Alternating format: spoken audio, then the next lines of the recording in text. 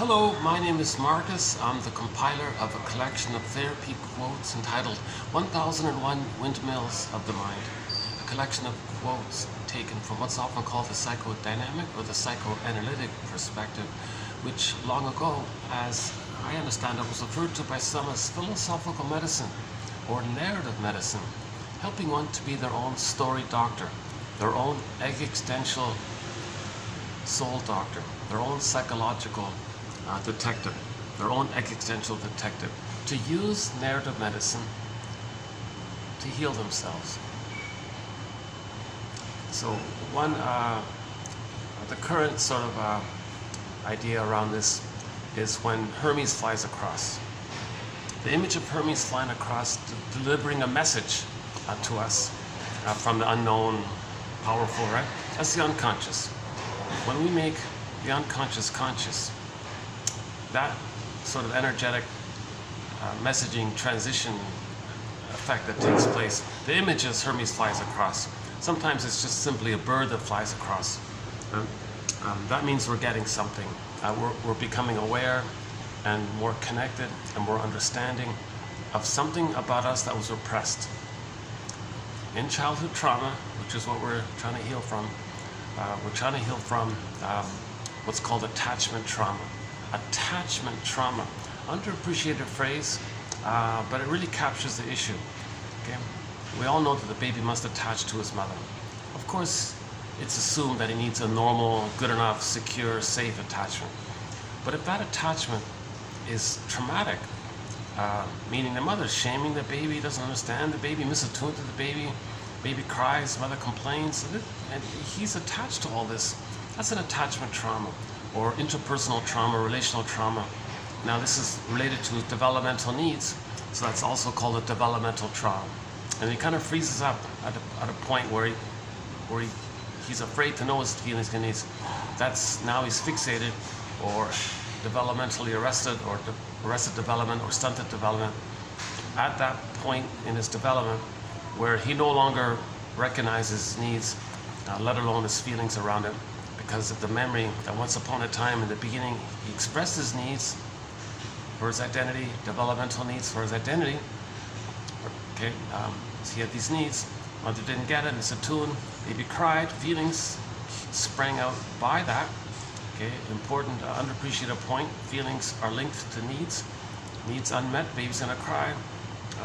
Masterson's phrase for it is the abandonment depression. Okay, helpless, powerless, hopeless, shame, rage, this whole spectrum. And then mother says, oh, what do you want, baby? I don't get it. Okay. And then, so that's like a double shaming effect. The byproduct is he creates some kind of deep existential conclusion in his system. Simple, basic, classical conditioning, where the child senses that, geez, to have my needs, and to even know my needs, and then let alone express them, and then express my feelings around them not getting met. The memory is there's so much pain by the mother. So to not get that kind of pain, don't know my needs and feelings. One self-help book is entitled, Do I Have to Give Up Me, Mother, to have a connection with you? That's what the child in effect does. He freezes his emotional development. He's going to be stuck at that point, wherever it is between birth and 3. The theory is sometimes the child can emotionally freeze up, even in the uterus, if he experiences prenatal shock trauma, or he's in what's called an unwelcoming womb, or he's experiencing prenatal distress syndrome. If the mother's drinking or arguing too much, goes to heavy metal concert, the child might freeze up there.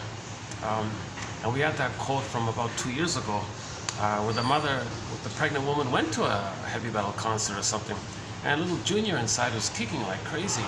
And she said to her friends, hey everybody, look, little Junior inside is going to be a soccer star, isn't that great? And she didn't get it. The child was under immense stress, that's how he was kicking. He was scared, he was in panic mode. And what happened was he twisted the cord around him and he wasn't getting enough oxygen. So he was in a more frantic panic. So he was literally, the image in his system was the hell scene. Okay? Immense shame. Okay? So in mythology, the emotion of shame is described as this burning, biting feeling. So the imagery is he's in hell, right? And when we talk about myths and fairy tales, we refer to them as metaphors for psychological dynamics. They're true on the inside, not on the outside. Okay? They're metaphors for psychology, psychological inner dynamics. Okay, so the held image is a metaphor for the emotion. Emotions are inner, metaphor for the inner. So the emotion of shame is this burning, biting feeling. So the storytellers would make a story about hell to describe shame. Okay? Plus, he projects his rage onto the mother. Now, maybe in the uterus, in this case here, the mother maybe he's in intimate contact with the cord all the time. Maybe he senses the placenta. So then the Odyssey maybe refers to this with the sea monster, with the 3 long necks, because the cord has 3 veins. And the body might be the placenta. Baby blurs it up as one image. So if the baby is experiencing prenatal distress syndrome, right?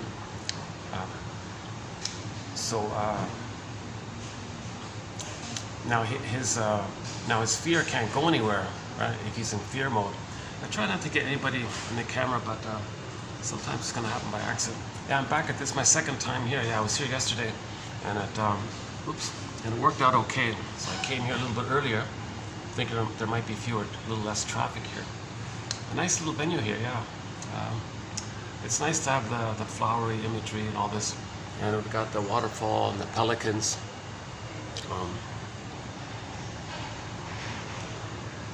There isn't. I'm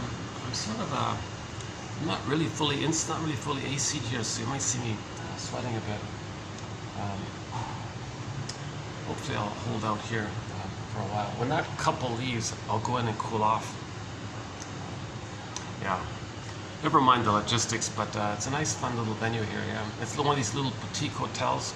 Didn't notice it really, and so they have a coffee shop on the ground floor beside the lobby's right there. Yeah. And oh, good, they turned off. Yeah, I mentioned that about the. You know, it's funny. Just at the end of this is part 3, by the way. At the end of the last video, part 2, I was a little triggered by some imagery on the propaganda machine, and I was just about to comment on it, and then my storage ran out. I thought, well, just as well. And I thought, well, okay, let's do a part 3. So this is part 3, and maybe I'll follow up on it. It's a difficult topic. I haven't discussed it at all so far.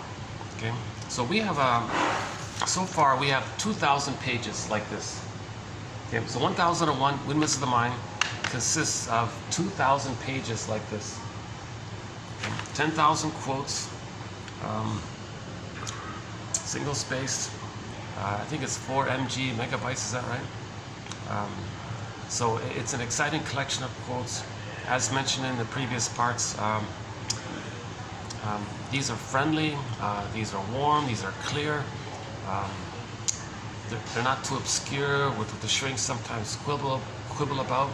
It's not too fluffy with the self-help magical, make you feel in your fantasy, you know. It's practical concepts, okay.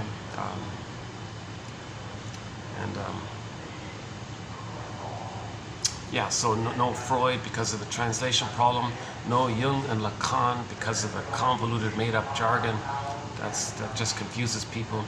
Maybe they were confused, so they want to confuse you and feel important doing. I don't know. We avoid that. But the ironic thing is, those 3 just mentioned, possibly the 3 biggest names in psychoanalysis, right? They've inspired a lot of people. So thousands and thousands of people have picked up on their confusing writings and maybe clarified it and added things up. So we pick up from them. So the quotes we have are mainly from the clarifying process that has taken place. So developmental theory, Margaret Mahler, object relations theory, okay, Melanie Klein mainly. Masterson, James F. Masterson kind of brings it together. He synthesizes the two. Sometimes he calls it the Masterson approach, right? I'm not sure if he's joking or if he's really serious. The work of Edmund Berger, an immense contributor to psychoanalysis. 24 books, 300 articles. We have a lot of key ideas from Edmund Berger. Psychology of fill in the blank, chances are he talked about it. Karen Horney, very humanitarian, compassionate writer, very articulate.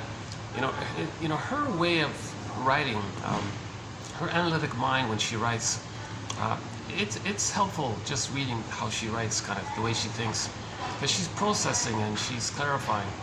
So Karen Horney is definitely one of our mentors, and we've got quotes from hundreds of excellent authors: James Grotstein, Thomas Ogden, okay, Guntrip, Solani, Rinsley. Recently Althea Horner, excellent author. Althea Horner, excellent quotes from her, and the list goes on, right?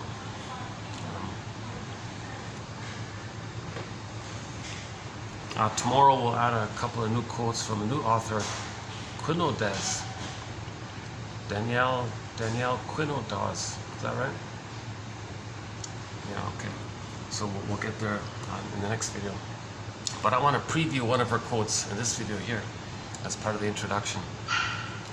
So once again, my disclaimer: I'm not a shrink, I'm not a professor, I'm not an analyst, I'm not a midwife, doula, nutritionist.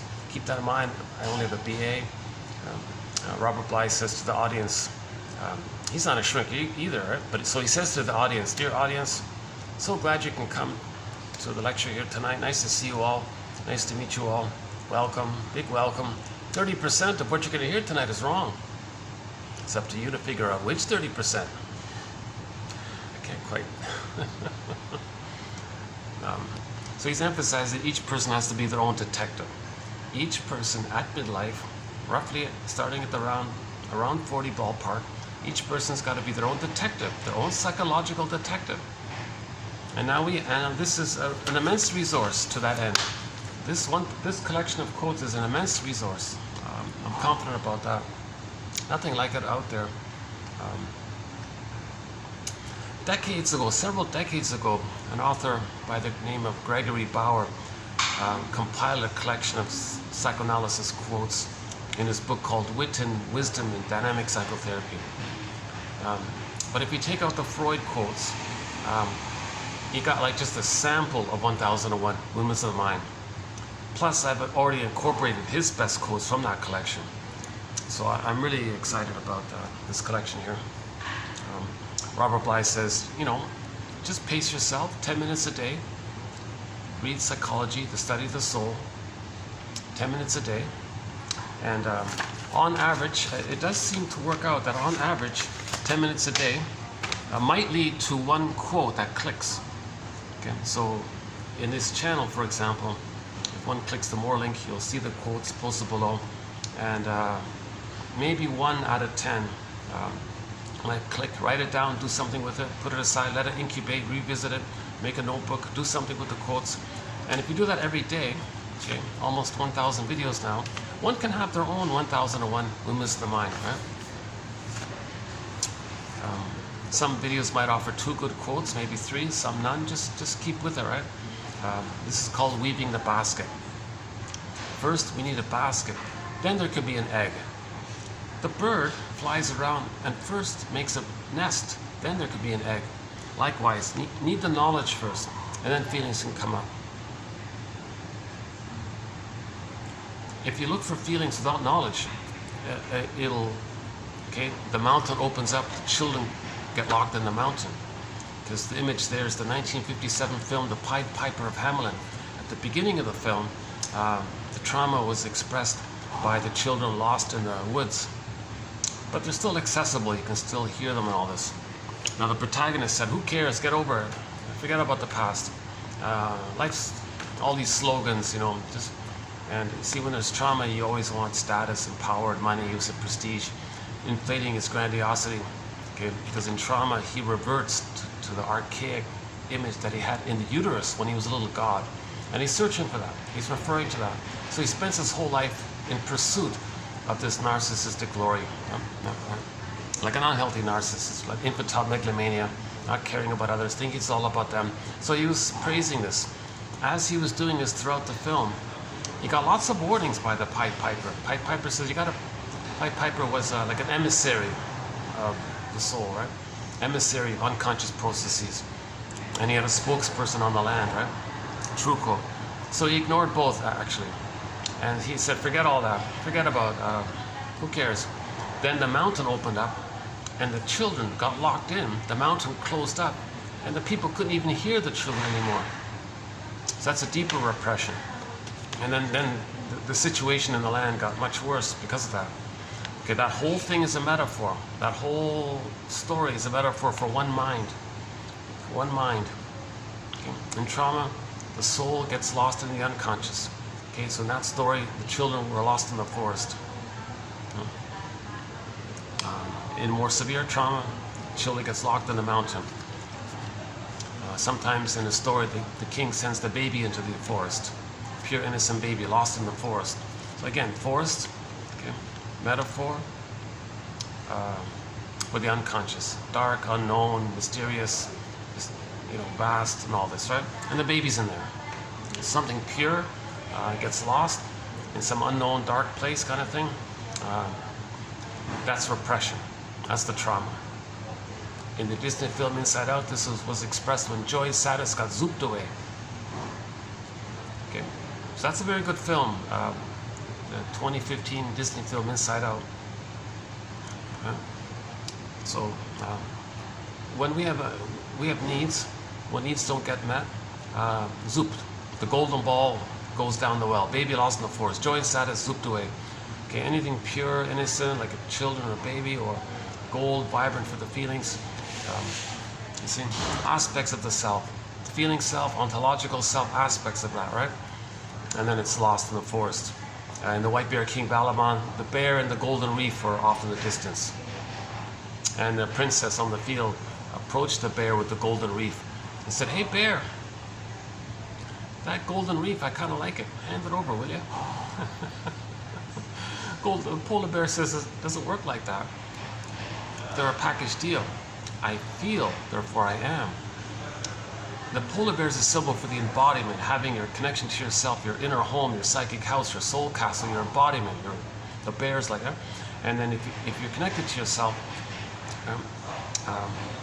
and your body and you're animated kind of, then the feelings can sprinkle like the golden, the sun, radiant, vibrant.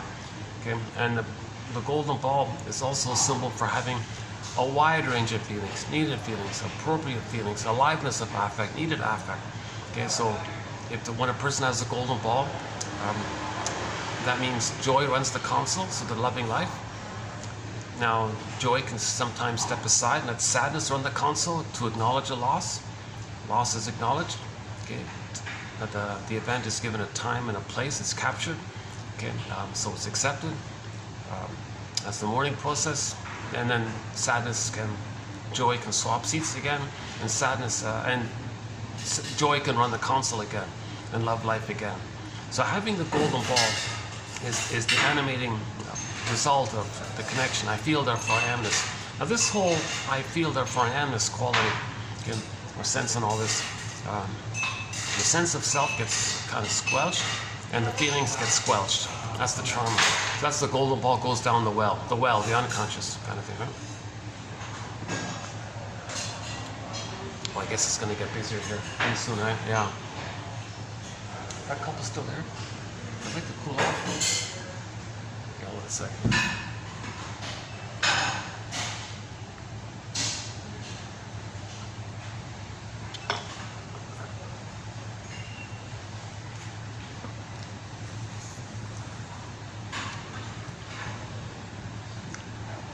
See, if I cool off, then I can do a bit of it outside, speak more freely, right?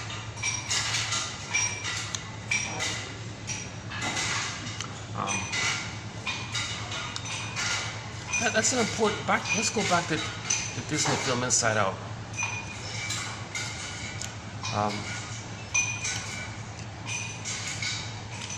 Needs and feelings are linked. Baby's needs unmet. The sense of self is squelched. Baby's gonna cry. He's afraid to know his feelings. That's called alexithymia.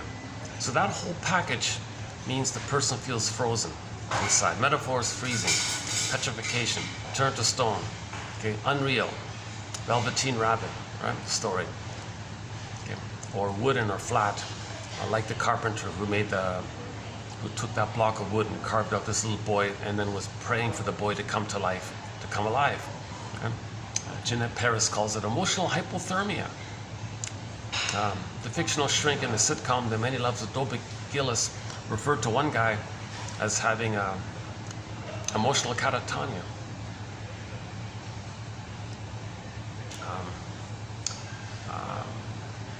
Yeah, there's a couple. There's a whole. Philip Bromberg. If you type in the search engine here, P. Bromberg, he's got like a list of 20 sort of synonymous type of phrases to describe trauma. So that's in our collection there. Yeah.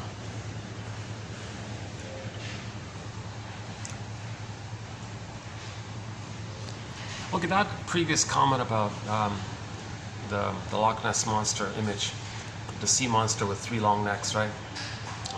That's not focusing too much on prenatal trauma too much. But there is a good book about prenatal trauma. A guy from Greece, I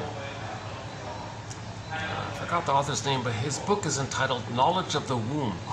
Knowledge of the Womb. Babies need a welcoming womb. So theoretically, if a child is frozen in the uterus, he still can develop. He can still chronologically develop. There's a so-called split there. His emotionality can get frozen, but in other aspects he can develop. He can still get 10 PhDs, become a scientist, get 10 medals. He can still be developed in all other ways, but the emotionality is frozen. And then he may say something like this lady here in Quinoza's quote. The lady said she felt unimportant in life emotionally. She said she felt the life was passing her by. Is that the one here? Let's read this quote here. So, if there is this emotional freezing, we still develop in other ways. Then in midlife, there's a kind of delayed recognition that something's missing. Our feelings are missing. So let's go back to the uterus for a minute. If the baby is frozen in the uterus, and he manages to go through, still grow and develop physically and all this, then while he was in the uterus, theory is, because of the pain that he's experiencing, he may believe that his mother is that sea monster, meaning the cord and the 3 veins, placenta, condensation blurs it up. He senses it because his eyes are closed, but he senses the cord and the 3 veins, so he figures there's 3 long things going on in some body somewhere. So he makes up some kind of image of this, but he infuses it with his projected psychological elements of rage. Okay? Baby's in shame, so that's the hell scene. But he's in rage. Too much excitation of his little system to feel so much stress. So he's going to attribute and think, because of the oneness and the fusion, that the mother's in rage. The first mother for the baby, maybe the uterus theory is, it's that sea monster. So he's in a tough spot already, right? So if he's born and the mother doesn't offer a secure attachment style to heal that previous trauma, then he's stuck there. He'll really go through life, just going through the motions of life, sleepwalking through life. Life is passing me by, feeling numb, feeling that you're, feeling that you're living the unlived life, the provisional life. When does life begin, kind of thing. Life's not supposed to be a dress rehearsal. It's got to be more to life. This is like an onset. This is recognized. It's called delayed onset. The recognition of that. So let's do her quote here. This will be in the next video on 17. So this sort of describes it. Here's a client who's saying this. She's successful in her work and her career and all this, but oh my God, she feels, what's the point, kind of thing, right? Again, Karen Horney says, we really live life and love life to the extent that we feel. We're traumatized and frozen. We're just going through the motions of life.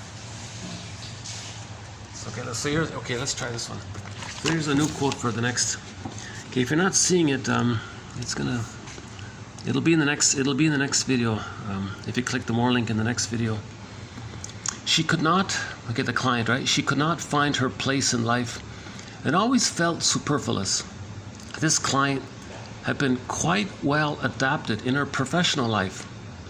Emotionally, however, she had remained frozen at the age of 20 in this example, when she had idealized an emotionally unavailable man. Even though this man had passed away long ago, her internal emotional landscape had remained unchanged. Whereas in general, she was in touch with reality. In a part of herself, she lived in a world. Okay, whereas in general, she was in touch with reality. In a part of herself, she lived in a world disconnected from it. Again, whereas in general, she was in touch with reality.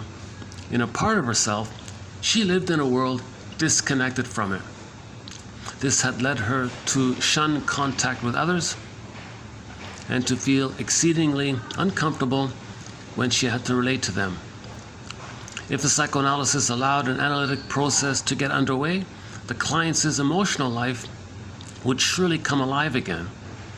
But would she not then also realize that her past fantasies had caused her to face in one direction only, and that as a result, throughout her life so far, she had crossed paths with many people she had not noticed at the time, but to whom she might now be sorry she had not come close?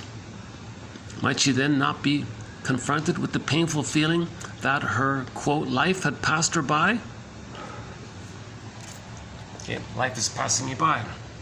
So let's cue in 2 songs. So I wish I could bring my good speaker here. I need a enclosed private room here. I'll find a place and I can bring in a speaker. So the first song I would play is "Life Is Passing Me By." So at this point, let's play Zaz's song called "Ebule Parini." She says in the song this issue that we love life, that we want to love life, enjoy life, love life.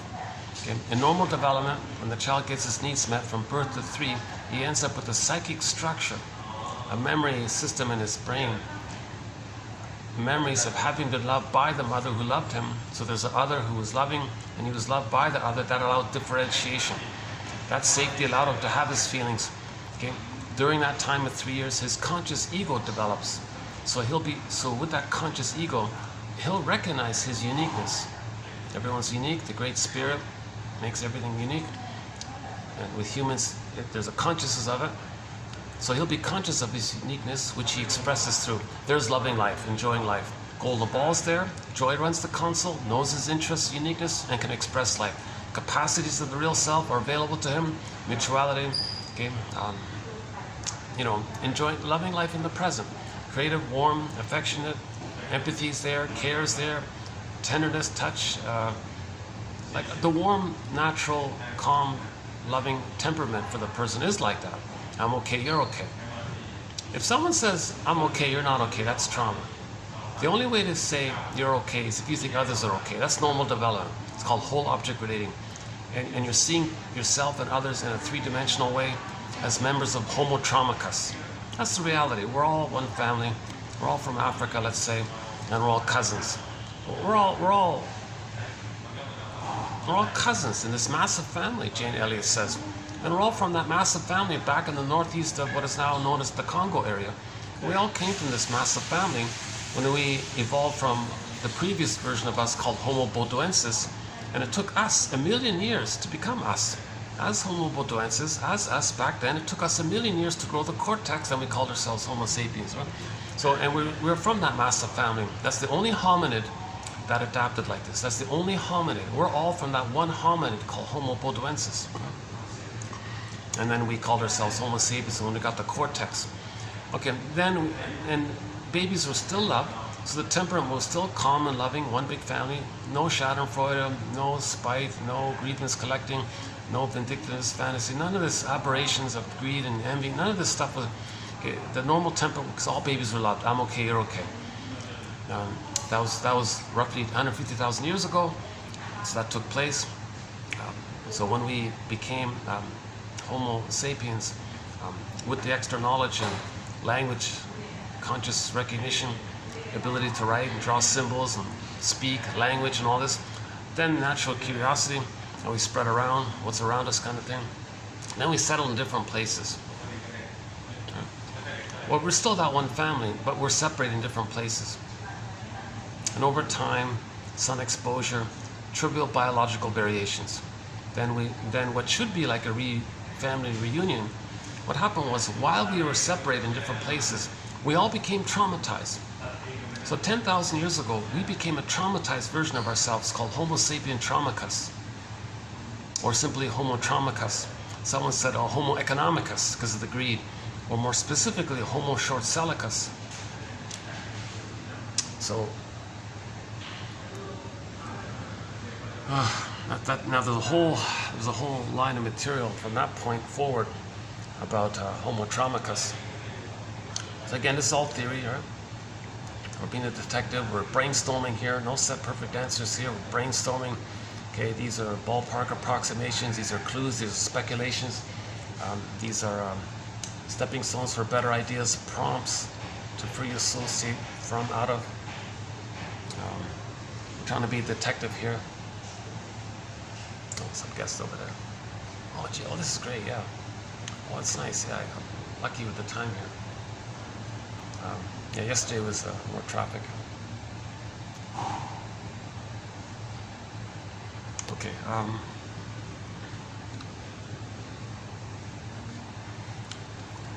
So maybe I'll this point here about Homo traumicus. Let me backtrack, do some of the basics, and then circle back on the Homo traumicus and pick up on there. And then I'll tie it back in to the end of part 2 of the thing I saw on the TV. So let's see if I can remember my little map. Again, I haven't been analyzed, so keep that in mind. Don't judge psychoanalysis by yours truly. I haven't been analyzed. I didn't do it. I'm just reading the quotes, and I'm just trying to learn it myself kind of thing. And part of learning is to share it. The theory is if you share it, you're learning it as you're sharing it kind of thing. Right?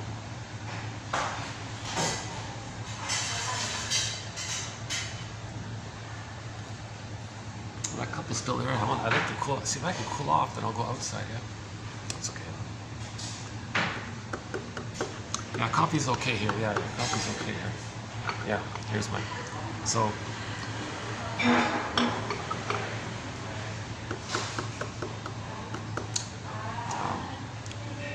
yeah. So there's a link called buymeacoffee.com/psychoanalysis, and for the price of a coffee, literally, one can have a digital version of 2,000 printed pages, single spaced, of quotes from psychoanalysis, the best quotes. Now again, the benefit of this is that nearly everybody's going to understand this, because I'm not a shrink or a professor, and as mentioned earlier, we don't have the archaic, obscure jargon quibbles of what a term should mean or might mean or doesn't mean, or what's trying to unpack it. Was it designed to confuse people? Like we don't enter in that whole debate. These quotes are kind of like what we just read. This one we just read by. This is a very typical quote what we just read, right? She couldn't find her place in life and always felt superfluous. This client had been quite well adapted in her professional life. Emotionally, however, she had remained frozen at the age of 20 when she had idealized a playboy, let's say, okay, or maybe a crooner or something. Even though this man had died long ago, her internal emotional landscape remained unchanged. Okay, she's stuck in the past, right? Whereas in general, she was in touch with reality. In a part of herself, she lived in a world disconnected from it. Right? So she has the avoidant attachment style. She's afraid to trust and love again, right? This had led her to shun contact with others and to feel exceedingly uncomfortable when she had to relate to them. You know, chances are she was born with an insecure attachment style known as the avoidant attachment style. So she fell in love with an emotionally unavailable person because she knew it was inaccessible, and she was stuck there. So although she's describing the person being frozen at 20, it's actually much earlier. It's actually much earlier. Right? She chose to, quote-unquote, fall in love with an emotionally unavailable, inaccessible guy, to repeat and recreate the dynamic with the mother, and to be aware of what happened with the mother, to make the unconscious conscious. So in the past, we recreate in the present something similar of the past to know what happened in the past. So in parts 1 and 2, we talked about that. Okay, if she goes into therapy, then her emotional life will come up to herself. But would she not then also realize, if that's the case, that her past fantasies had caused her to face in one direction only? Like, have a narrow point of view about everything only? Right? And that as a result, throughout her life so far, she had crossed paths with people she hadn't even noticed at the time, but to whom she might now be sorry she hadn't come close to. Might she then not be confronted with the painful feeling that her life had passed her by? Yeah, she was like she had like a little preface to this quote about what should a therapist do if the woman's in her 60s and lived in an avoidant attachment style. You just leave her alone and don't let her realize that all that she missed her life. Well, the conclusion was no. It's better late than never, right? Get the truth. The truth will have set you free. It's better to get the truth later than never get it, right? And she was saying, well, but if you get the truth at 60, maybe it's too much. Maybe it's just let it be kind of. Actually, no. You'd rather love life even at the end for a few years than never have loved life kind of thing, right? Okay, so that's like a sort of a standard kind of quote. Pretty clear. Actually, that one's even not that clear because it was written in French and it was translated. Let me give you a better example of it. Let's see. Let's pick another recent one. Let me give you an example of a typical quote here. Yeah, okay, here's a good typical quote. Psychic structure refers to an enduring organization of psychological elements. Okay, psychic structure, it means your memories, basically. And it's sort of enduring, and it's sort of set there, right? The development of the mental structures we call self and object representations take place in the context of the primary caretaking relationship, as well as in the context of built-in schedules of maturation. Okay, here we go. What was first interpersonal becomes intrapsychic, that is structured. And then what is intrapsychic is expressed interpersonally.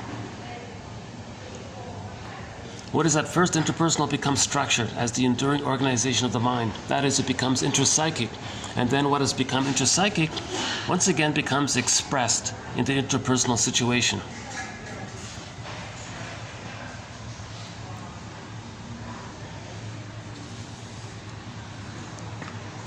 Okay, so the interpersonal, baby has an interpersonal relationship with the mother. He's going to record it, create psychic templates, memories, internal objects, schema, script, mapping, some kind of organization. He's going to remember and lay down neural pathways based on interaction. So what he lays down is based on the interaction. If the interaction is problematic, he's wiring down something that's painful. That's a trauma. When there's trauma, the organism seeks healing. So repetition compulsion. So there's the theory of repetition compulsion. TQ21 by TQ2190 by Paul V. Russell. Okay, when there's trauma like this, they want to get out of that trauma. They want to have a normal script, like a normal memory system. But what do you do when you're stuck with a frozen, painful memory system? Well, in the present, they're going to recreate that interaction with others that metaphorizes the interaction with the mother, like recreate what happened, because the baby doesn't understand time. The baby has it's infinite, it's timeless. All time is that time. So later on, he's still that time. The present's still the past emotionally. Okay, so we can say, in effect, he transfers the past into the present and is going to cry for mother's love. But the present isn't the past, so it's not going to work. Okay, he's still stuck in that painful state. He wants to get mother's love. So in the new situation, he's going to cry for love. Okay, but the present isn't the past, it's not going to work. No time machines. Nobody in the present can be the good mother that was needed back in the nursery. It's never going to work. The person's going to have 20 lifetimes doing this thing. Okay, wreaks havoc in the last video, right? This is what wreaks havoc, personally and socially, right?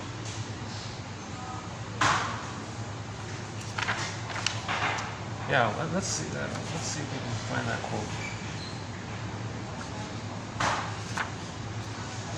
Was it yesterday's quote? I'm getting a little mixed up here. Yeah, this new little system with printing it out, I gotta get used to this one. Okay. Usually I bring the laptop, it's easier. Okay. So, the familiar way of saying it is as above, and then it's going to be below. As above, so below. And then inside out. We're going to know this. It's going to express itself by repeating what caused it, inside out.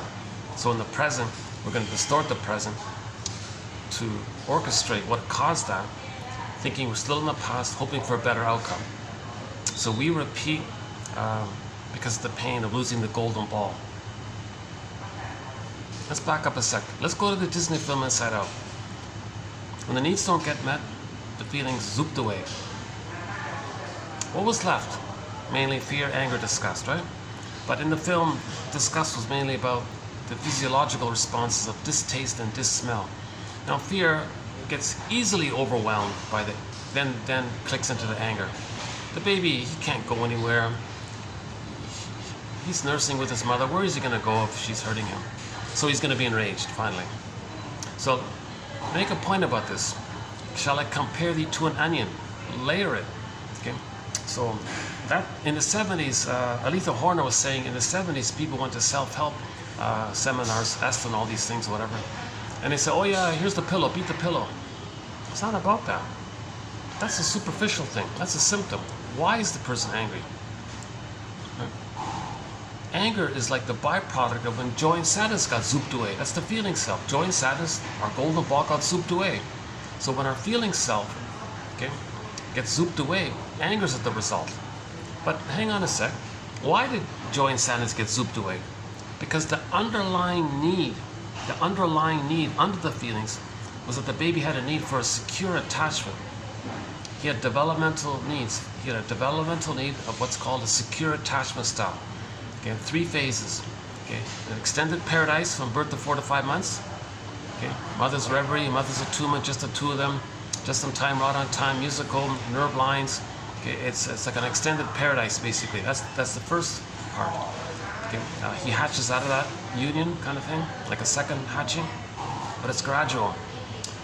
The baby's original infantile megalomania is still there up until 18 months. So from 4 to 5 months to 18 months, with motor skills, now he's got powers. He's Superman. He thinks he's Spider-Man. He thinks he has these new powers. He thinks the world is his oyster. So he owns everything. So like imagine like a 9-year-old toddler running around here. You might think everything's his. So just don't rebuff him for it. Just make sure he doesn't break things too much or hurt himself. Or like, just don't rebuff him. So let him have his developmental need to still maintain the magical thinking that the world is his oyster and all this, right? 18 months, huge developmental milestone. That infantile megalomania, where he thinks everything is just him, everything's for him, narcissism, little god, Jeanette Paris calls it, he's on the throne kind of thing, right? His Majesty the baby kind of thing, right? So that, at 18 months, that mania dissipates because he felt safe to develop a conscious ego. In trauma, if that ego doesn't develop, that's the frazzled up, submerged scarecrow in The Wizard of Oz. So the ego's damaged. So if the child feels safe, his ego can develop, then he gets the reality that he isn't a little god and the whole world belongs to him, right? Enter that obnoxious song, everybody wants to rule the world. Absolute nonsense. Not all babies are traumatized before 18 months. That song might only have an appeal to those who are traumatized before 18 months. And they bombarded the airwaves with that song, by the way. And we have a whole bunch of songs when there's trauma before 18 months. There are a lot of songs that make reference to trauma before 18 months. That's just one of them, right? Okay, then the third phase is the now Voyager phase, where he's going to be more of an explorer, and he's he's more and more separating from the mother psychologically, and more getting to know his interests and uniqueness, and he learns that it's okay, that he's not going to lose his mother if he knows himself. So he explores and checks, you still there, mother, just in case? So he has both. He's not going to be punished for knowing himself. I mean, I can know myself when you're still there, mother? So mother's a secure base. Now Voyager freaks out, runs back, touches base, safe. It's okay, I can know myself more and more, and you're still there. You're not going to punish me or withdraw or disappear on me. Well, that's awesome. Back and forth from 18 months, 36 months. Finally, at the age of 3, enough memories set in where he got his needs met. Okay, the fusion from birth to 4 to 5 months, the Superman, okay, world's an oyster phase, 4 to 5 months to 18 months, and then the now Voyager rapprochement, this is a secure base, communicative matching, improv, from 18 months to 36 months. He has the memories of his needs getting met, his ego developed, and that the reality ego developed, okay. And the psychic structures, I'm okay, you're okay. He knows his interests, which he expresses. He's enjoying the present, not frozen up in the past, needing to replay the past and the present with some fantasy that's going to change the past. He doesn't need to do that because he wasn't traumatized. If he's not traumatized, he can enjoy the present, love life. So back to Zaz's song here. He's going to love, we want to love life. So I mentioned 2 songs.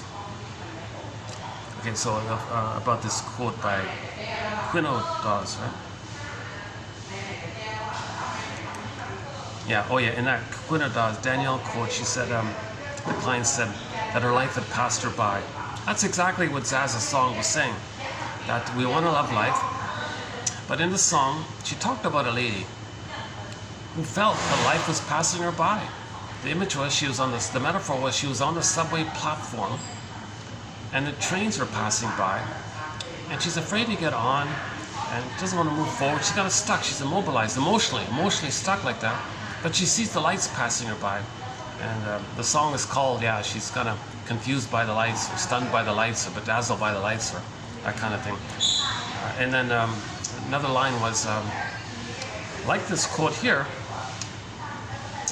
in the lyric of the song, this woman in the song was pining for some fellow from long ago and waited for him. Just like in this quote here, she was waiting for that unavailable guy. You know, it's funny, I just realized that they're both from France, right? Maybe there's a link there. Maybe Zaz read this quote and wrote the song based on this quote. I don't know. There's a lot of commonality here. So in the lyric, Ebuli Parani, right? One of the lines is, one day, decades later, that guy that she was missing from decades prior, her first love, right? Actually walked by. The guy didn't even say hello. And the woman said, oh my God, life is really passing me by. So enter the Greenberg quote, a quote from the film called Greenberg. Not a great film or anything, but there's a good quote in there. Shrek said to the guy, you have trouble enjoying the present, living in the present, loving life. So you're dwelling in the past, lingering in the past, because you feel like you never really lived it. The child can't live being overwhelmed with pain. He can't metabolize it, he can't capture it, he can't give it a time and a place. So it's alive there like a ghost, haunting him. It's like it's always there kind of thing. It's always going to be bothering him. Okay. Lowell says the ghosts want to be laid to rest. So the ghost is there, this overwhelming, painful, this overwhelming false belief that to have your needs and feelings, so much pain, the memory, you can't know it. So it's like a ghost like that, right? Visible, something invisible that's bothering you. So Zaz sort of presented the basic question. Okay, everything's love or a cry for love. So that woman in the subway platform and all this, and this one in the quote here, that's a cry for love. The cry for love is they want to get their needs met.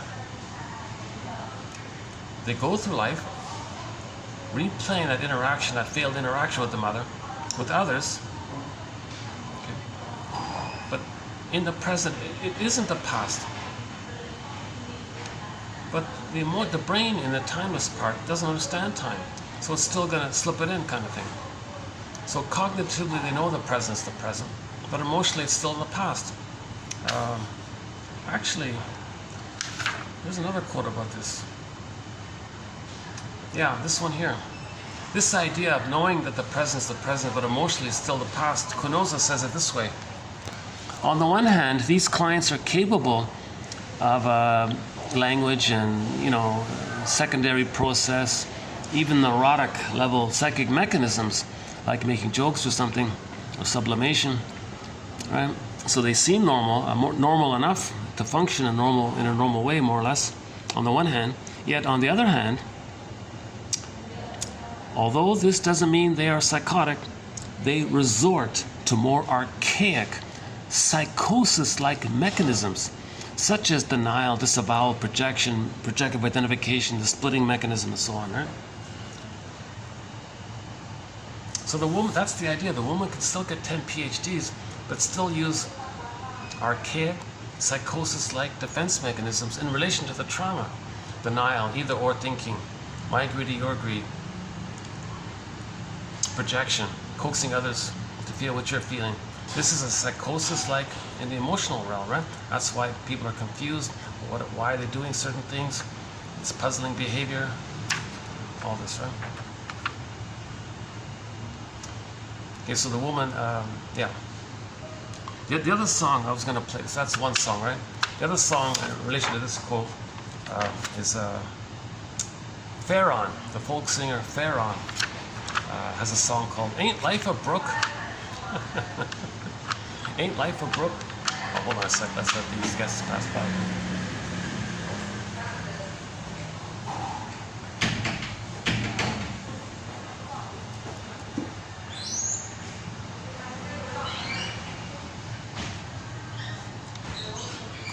Ain't life a brook?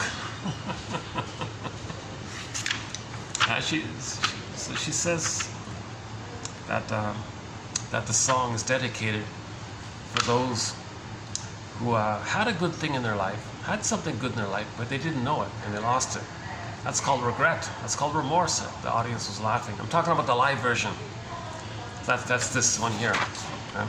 So she's regretting it.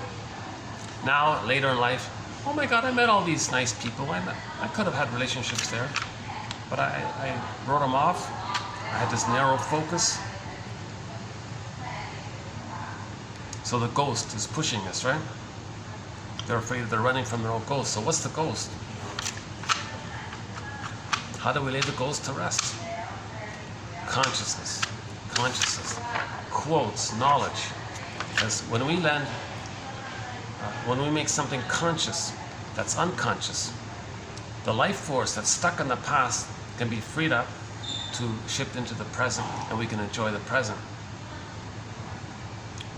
We repeat the past in the present, and we're meant to observe our behavior in the present as a mirror for the past, as if the unconscious self, or the repressed self, or the second self, or the secret self, the unknown self, the double self.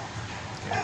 So all of us that we don't know, that's repressed, create a character called the double self, or unconscious self. It's talking to us. Hey you, hey conscious you, I have amnesic memory of what's going on. I can't speak it to you in words, but I have memory. All I can do is act like a puppet master, get you to see things in the present as a staging thing for the past. I want you to observe this so that you can know what happened in the past. That's a therapeutic turning point where you go, aha, oh my God. You mean if I'm negative towards others, that's for me to know how my mother was negative towards me? Oh, that couple's leaving. All right. Hold on a second. Okay, let's cool off inside here.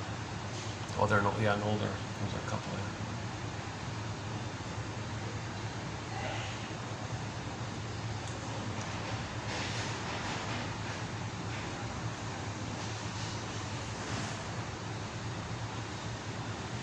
Oh, no, they're coming back in. Oh, no, they're going to take... Oh, husband. See, they're in their like they're probably in late 60s, early 70s or something. But the wife says, "Come on, take a photo of me here." So the husband is taking a photo of her.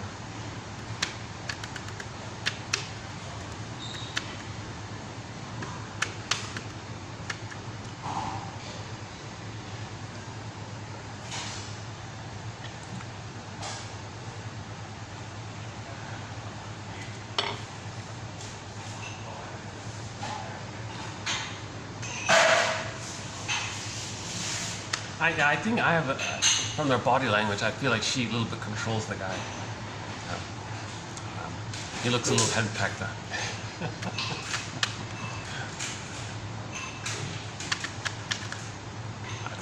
don't know.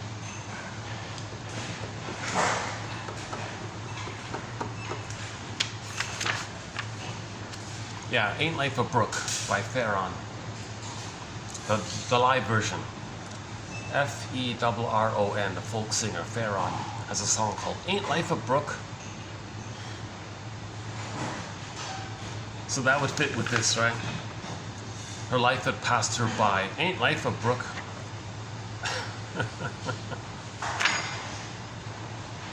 What path does the unconscious follow so as to make itself known? What path does the unconscious follow so as to make itself known? Answer: repetition compulsion, projection, projective identification, reaction formation, negative magic gesture, or even positive magic gesture, rationalizations.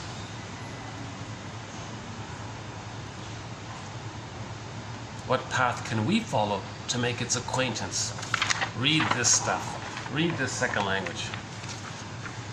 If you want to make an acquaintance with your unconscious self, the conscious path is to have these theories, have these quotes.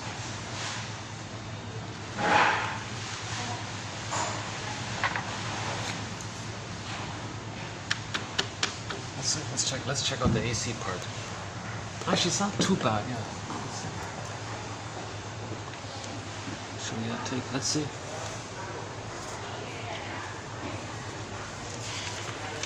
Okay, we're just doing these ones, right? All right.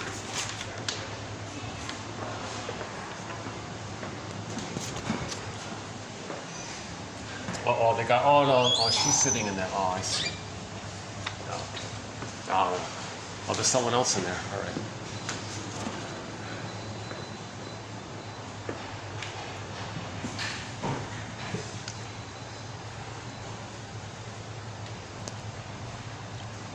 Yeah, this is one of the nice little spots. I just realized if you just want like a nice little place to have a coffee, here's okay. Yeah, here's good. Yeah.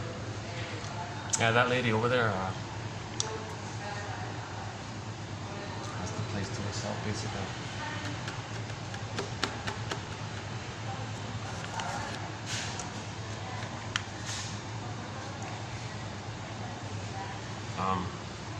So in part 2, we talked about repetition compulsion, about the record, and the two ways the reenactment takes place: stingers versus the clingers. Important point: stingers versus clingers.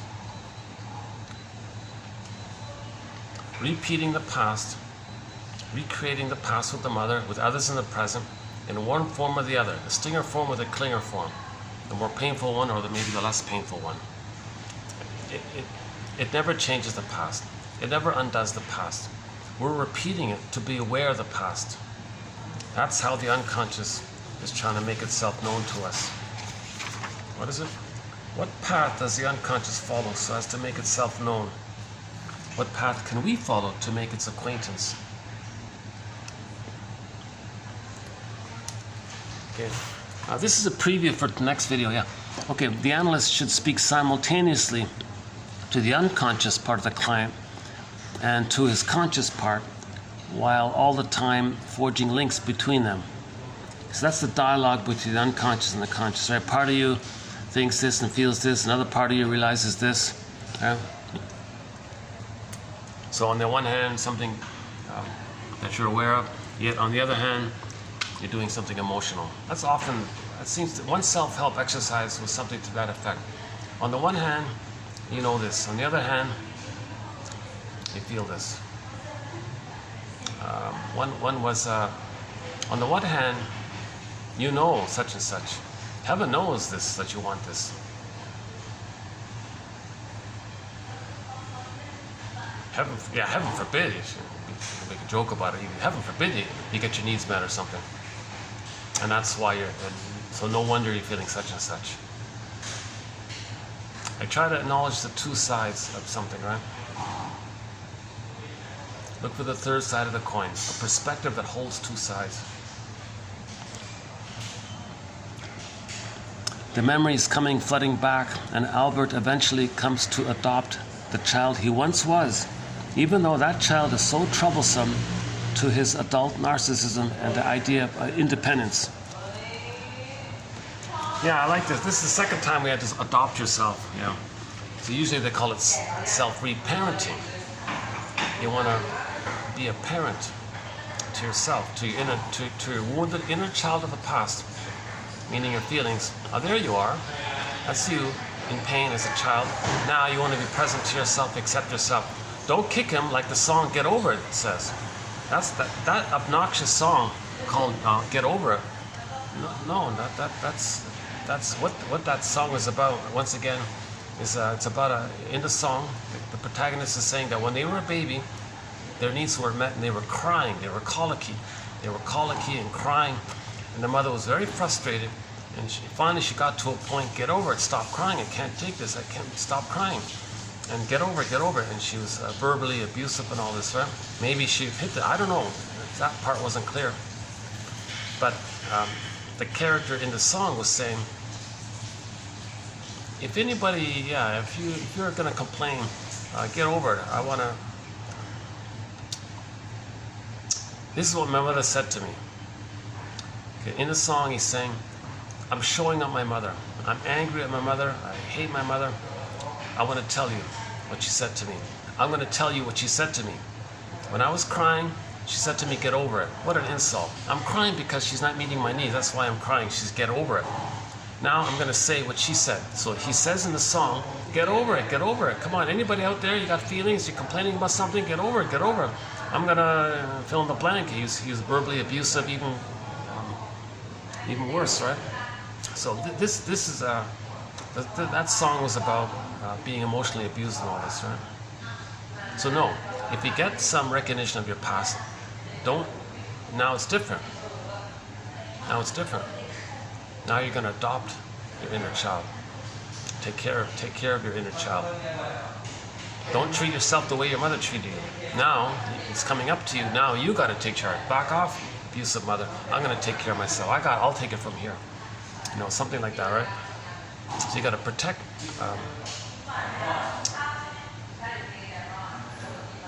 That's a whole area. It's called the inner child movement. Healing the inner child movement, or the self-reparenting movement. That whole self-help, like a sort of a sub-branch of the self-help movement, sort of includes those ideas. And we had one quote that says, well, I'm going to adopt myself. There was a dialogue where the inner child said to the person, well, here I am, what are you going to do with me? I'm going to adopt you. I'm going to take care of you, kind of thing, right? Same idea, right? Okay, also a preview for tomorrow is some jargon about object constancy.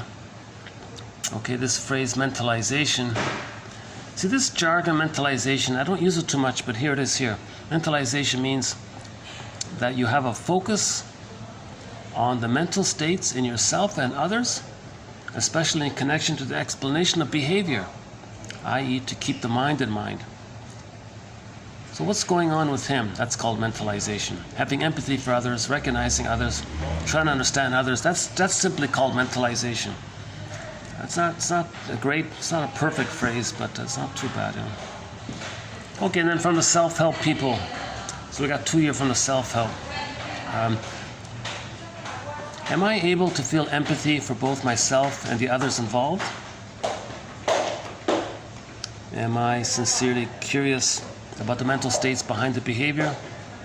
Am I open to seeing things from multiple perspectives? Is there a balance between the need to take action and reflection? Just sort of a general, right?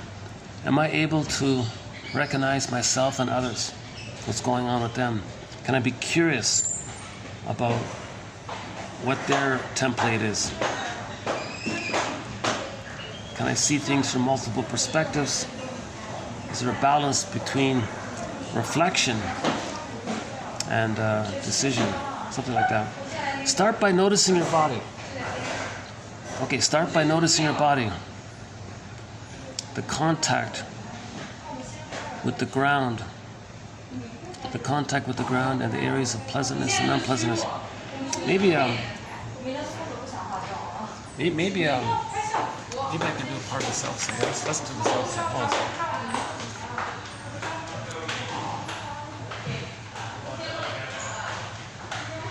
Oh, they're leaving? Okay.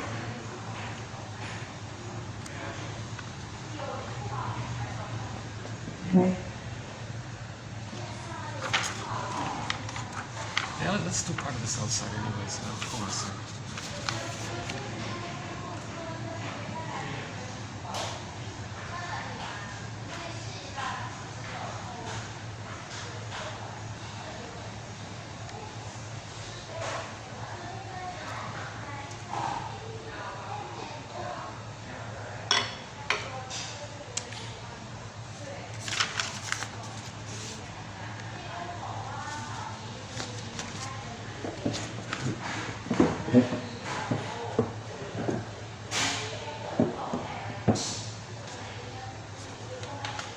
Let's do this.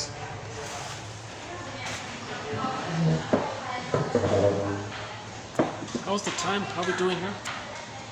I've only got 2 hours of these. Okay, one hour.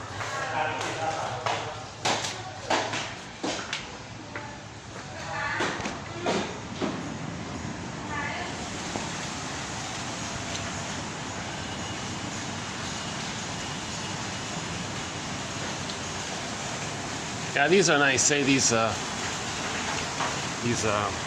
marble things are nice, right? Oh, they're going outside. Oh, okay. I'll go back inside then. Hey, what about here? Hold on a sec. Oh, here's okay. Oh, all right. Let's try this for a bit. Well, that's the coffee shop that I'm in. What's the name of it? Oh, I see. What's that?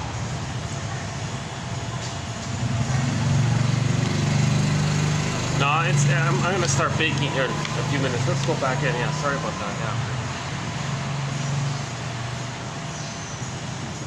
Here's a. You see a pelican? It's showing up here.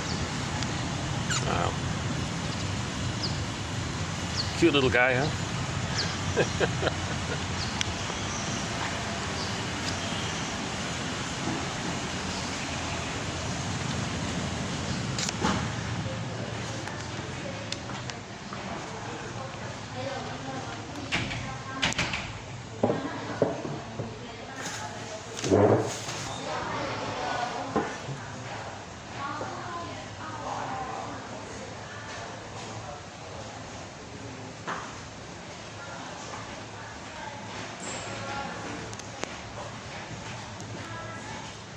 But in the last video,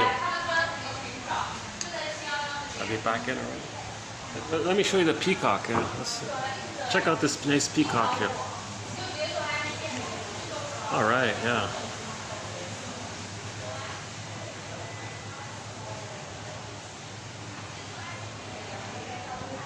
Nice place, eh? Look at that.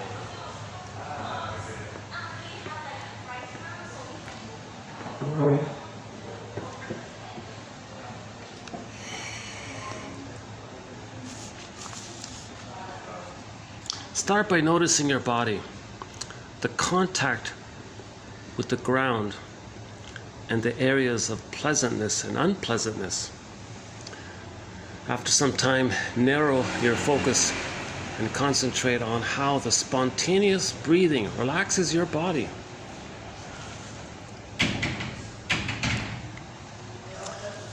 we don't have too many self-help exercises.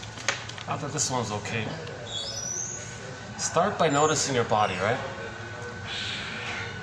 The contact with the ground. Notice where you're pleasant, where you're unpleasant. So already you're going to relax, right? When you do that. And then after you relax,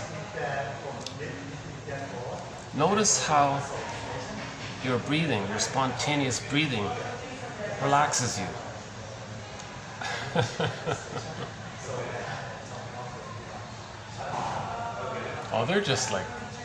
They're just like teenagers, like some young teenagers or something.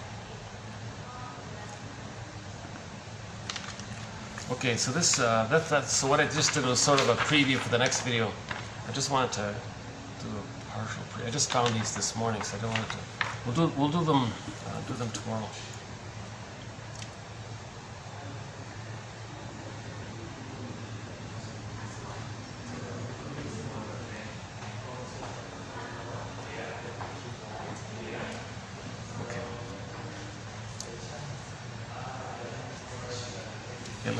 Let's zip through 16 again. We use a language of relevance between the here and now repetitions to tap into each partner's unconscious history. A here and now interpretive emphasis implies there had to be a there and then pattern that is continuing to wreak havoc. Okay. So it's dysfunction. That's what it means. It's dysfunctional. It's neurotic. It's wreaking havoc. Okay. You're not enjoying the present. You're not seeing the present. You're not being realistic in the present. You're distorting the present to try to get your needs met from the nursery. That's wreaking havoc. Now sometimes the recreation, there's a more benign way of where you just expect others to disappoint you, so you're not hurting others, and you may try to coax others to reject you. But in the stinger personality patterns, in the new situation, they don't play themselves. They play the shaming mother. They see themselves onto others. The recording says mother shamed them. In the new situation, they're going to shame themselves, but they see themselves onto others, so thinking that they're shaming themselves, they're shaming others, thinking they're shaming themselves, being loyal to the record. That's why we're wrecking havoc, not making sense. Okay, for more on this point, part 2, the last one, part 2, then in this venue here.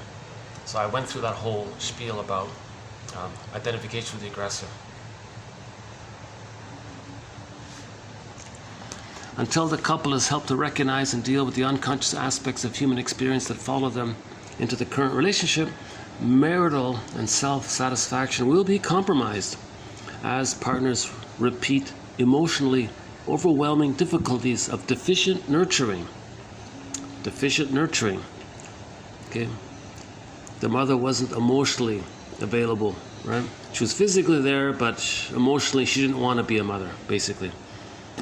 And as trauma replays itself, okay, it's synonymous. Trauma and repetition compulsion are synonymous. When there's trauma, we repeat. Okay, with the fantasy that we can change the past doesn't make sense. It's wreaking havoc. And as trauma replays itself concretely and is automatically ascribed to the other partner's indifference or demanding ways.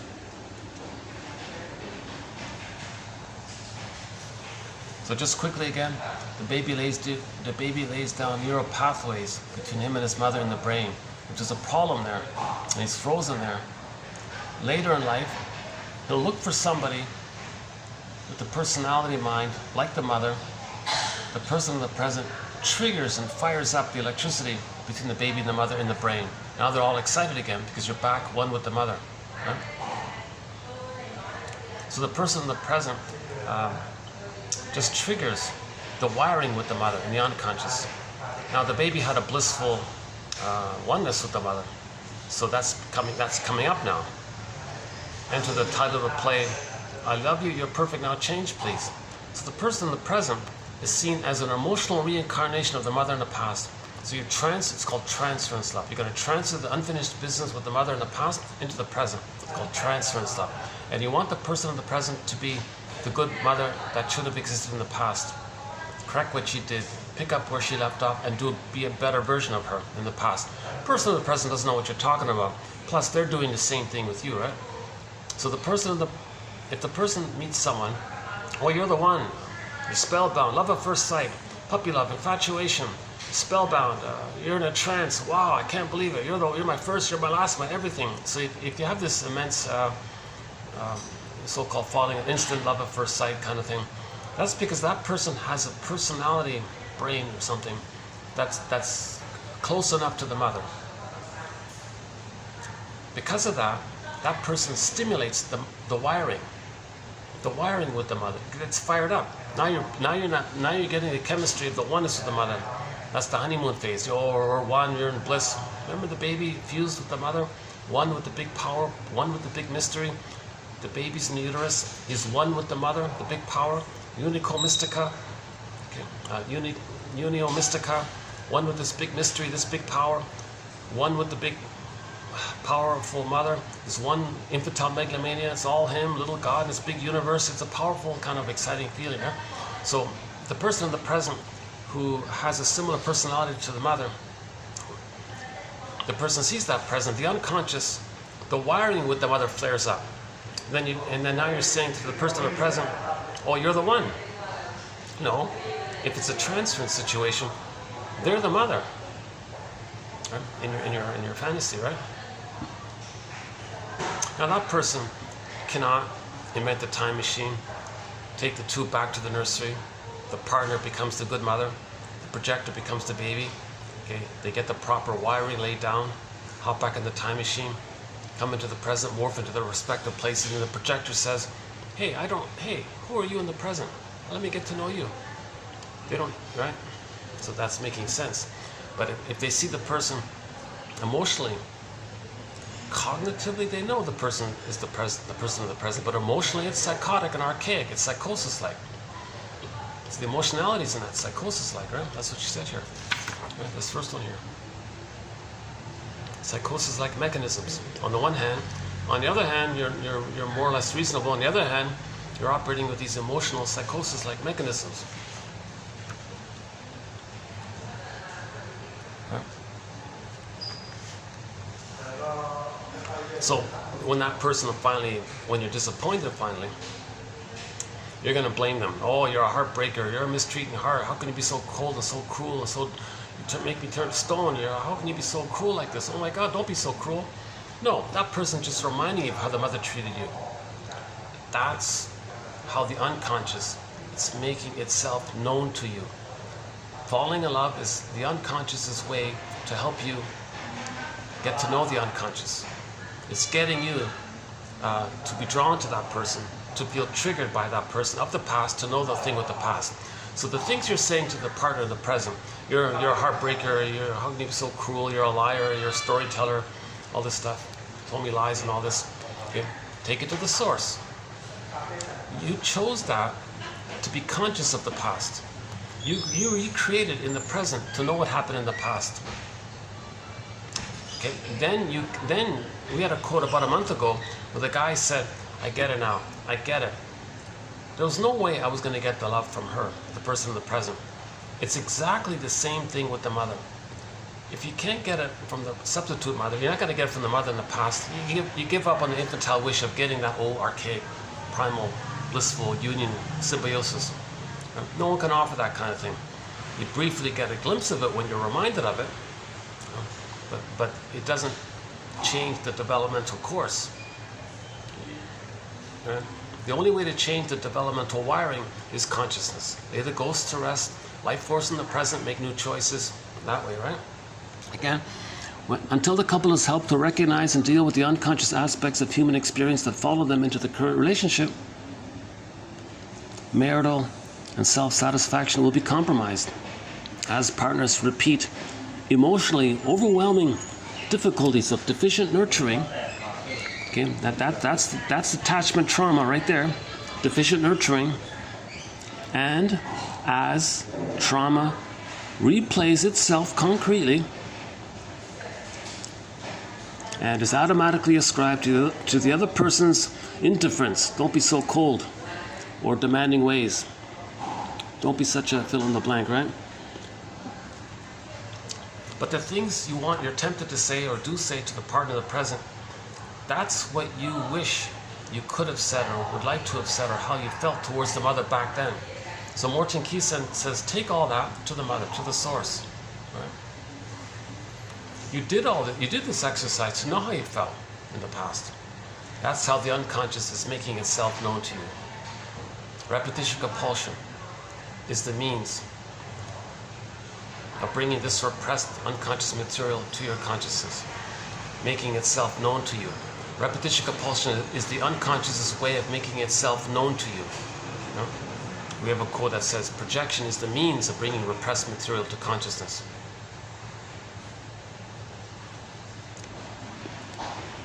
The goal is to locate the couple's unconscious dynamic history that usually repeats the obvious without leading anywhere. When a level of new experience occurs, connections, linkages, release frozen results, or explain confused or compulsive results. You can make the unconscious conscious, right? Conscious longings and conflicts join with unconscious wounded child parts. For example, early romance is usually a veneer for narcissistic merger fantasies.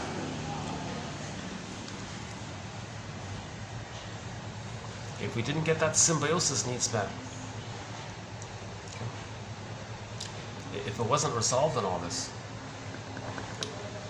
and this blissful romantic fantasies all were one, all this amazing, very colorful, very dramatic songs and poems about oneness and fusion of just the two of us and all this.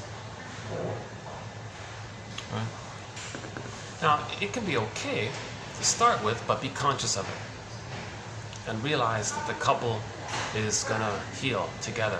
But you got to be conscious and make I statements. If you're not conscious, you're just going to repeat it. Oh, there's the bliss, disappointment. So the exciting leads to the rejecting in those cases, right? Merger fantasy. The baby was merged with the mother. Psychologically, emotionally merged with the mother. It's called the stage of merging, fusion, symbiosis, mother-infant dual unity, unico mystica. If there's a trauma there, somebody in the present reminds you of the mother that caused that trauma, you're going to get the merger fantasies. So enter this now, click in the song soundtrack, play, click Katie Lang's song, Constant Craving. Constant craving. What's this constant craving? This constant yearning. It's the constant yearning for that merger fantasies, that blissful oneness. That's the trauma. The baby needed paradise. Babies can't have paradise lost. Oh, the outside's taken. Let's see. Oh, they're just waiting for a taxi or something. Okay. Is the inside? Let's see.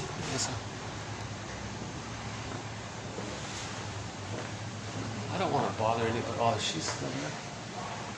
Oh, okay, they're still there, huh?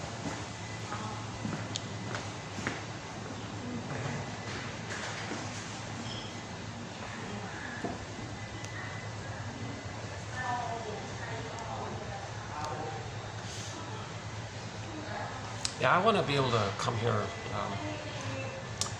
regularly, so that's not cause any.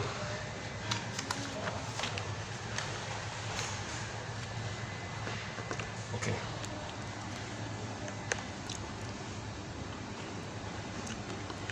And okay, there are a few other quotes. Okay, here's the one that. So here's part 3. I want to finish up on this one here, Messina's quote.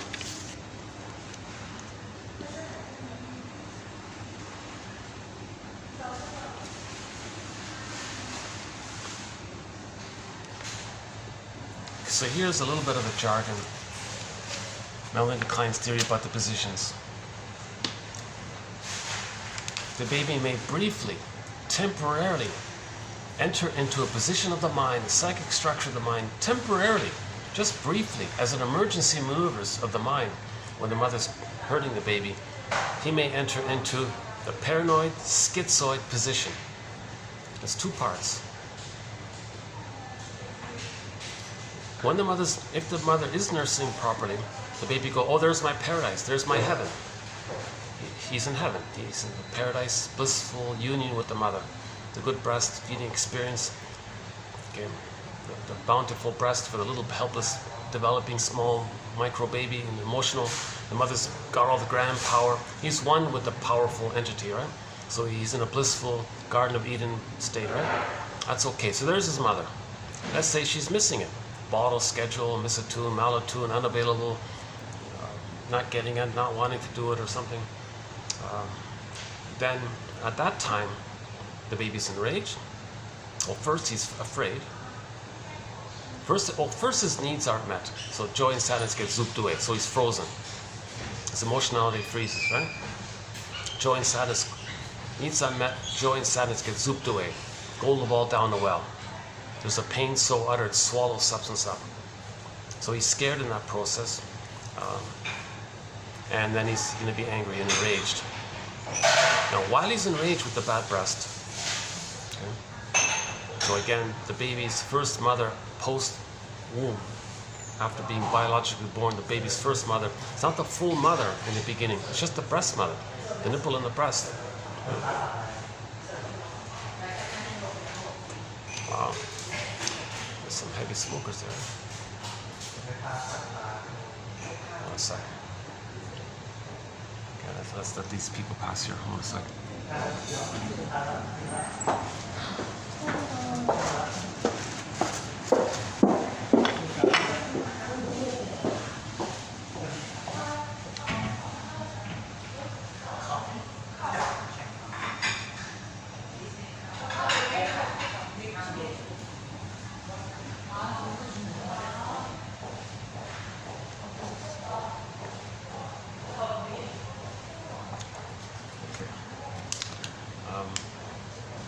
Yeah, it's Saturday, so it's going to start to get busier, yeah. Only 30 minutes left here. Okay.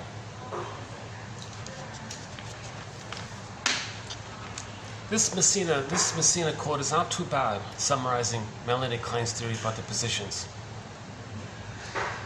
So during the bad breast time, the baby's scared, clicks over to anger. Remember, anger means the secure needs aren't getting met.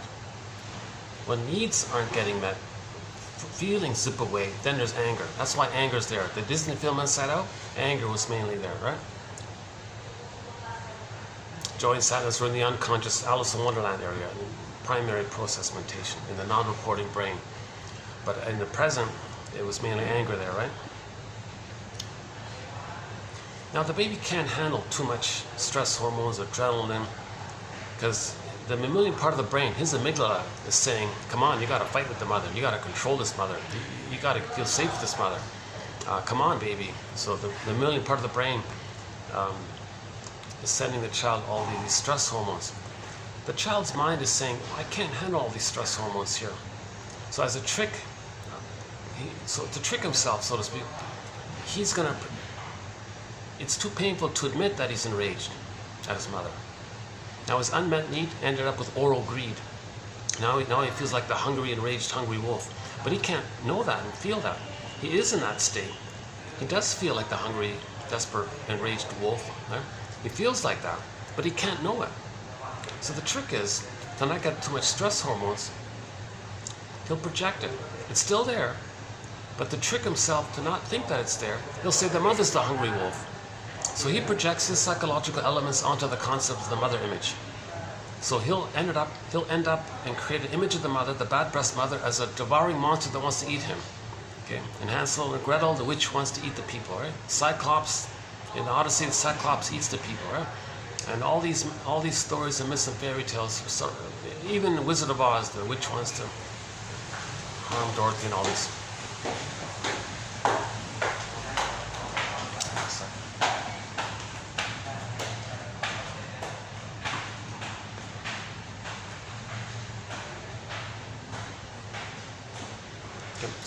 So during that time, as an intermediary coping strategy, to not feel to trick his to trick his amygdala not to send him too much stress hormones. He'll say, hey amygdala, don't worry, I have no needs and feelings, but the mother has needs and feelings. It's a little bit of a trick like that. He does have it, but it's his attention goes out like that. That tricks the amygdala to think that the person's a little bit safe, not as in danger. If the mother's enraged, if the mother's hungry, the child is not, but he is. So it's a trick. That's why it's called a defense mechanism. Defense mechanisms. Okay, psychic defenses, inner maneuvers of the mind, operations of the mind, mechanisms of the mind, psychic defenses. He's in defensive mode, so to speak, right? He's going to protect himself and from the mother. That's why it's called defense mechanism. You got to protect himself from the aggressive mother, right? If the mother's not meeting the baby's needs, in effect, she's aggressive, right?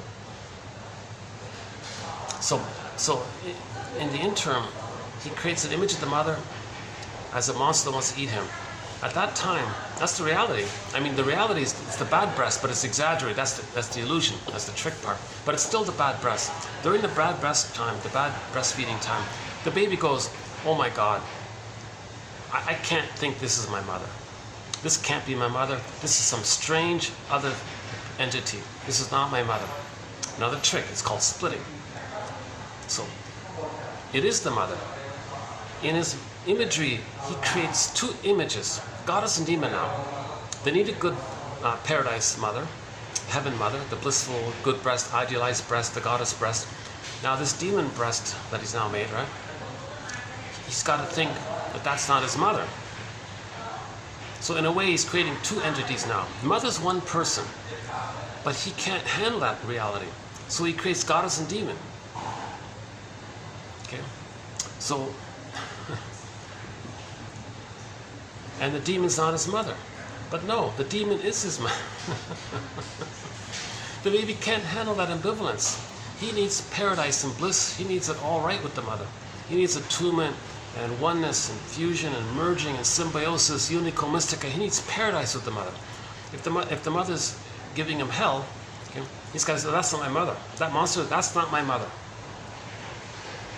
So in his imagery, he creates the mother as two separate characters, goddess and demon, and they're separate. That's the splitting idea. So he put these 2 points together, the projection part and the splitting part. That's called the paranoid schizoid mode of experiencing. Okay, the paranoid means, no, the mother doesn't want to hurt the baby. But he created an image like that to trick his amygdala, not to send him too many stress hormones. He's trying to protect himself from his own amygdala. And then the splitting means the either or, goddess and demon. Okay. So babies may temporarily, briefly engage in the paranoid schizoid mode of experiencing. Now in normal development, this all gets sorted out. The child recognizes that the mother's one human. He's safe with her. He can handle the ambivalence that sometimes she's doing not right, but he can hold it. He doesn't need to split her and make her think it's a monster and it's not his mother. He can hold the ambivalence that the mother is mostly loving, sometimes frustrating. And the trick is, he has enough experience with her and enough ego or recognition to admit this. So that's the third side of the coin that holds the two sides. He can handle ambivalence. This phase enters into the depressive position. Okay. So after a few weeks, the child enters into the depressive position. That's healthy, normal development. Nothing to do with the word depression. It just means, maybe if he's angry at his mother, but that's the one who loves him. Oh yeah, my mother loves me. And I'm angry. Oh, I feel bad. I want to repair, make reparation, that kind of thing. So so that's in a nutshell. Let's do Messina. Messina says it this way. In what Melanie Klein called the paranoid schizoid position, she talked about the need to mentally get rid of bad, threatening aspects of the self that are too much to bear. One's own unbearable feelings and thoughts are projected outwardly and thereafter attributed to the other because they cannot be tolerated. Okay? So his feelings of rage, his thoughts that he has to control the breast, devour the breast, own the breast, possess the breast, that's the devouring hungry wolf thing, right? In discussing the paranoid schizoid position, Melanie Klein 1946 also described the infant's need to mentally deny aspects of the self. Okay?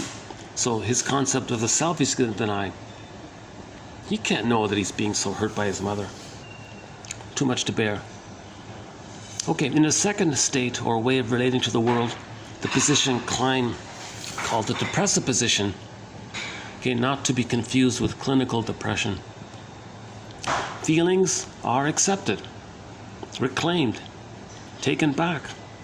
They no longer have to be projected, but can be experienced as belonging to the self.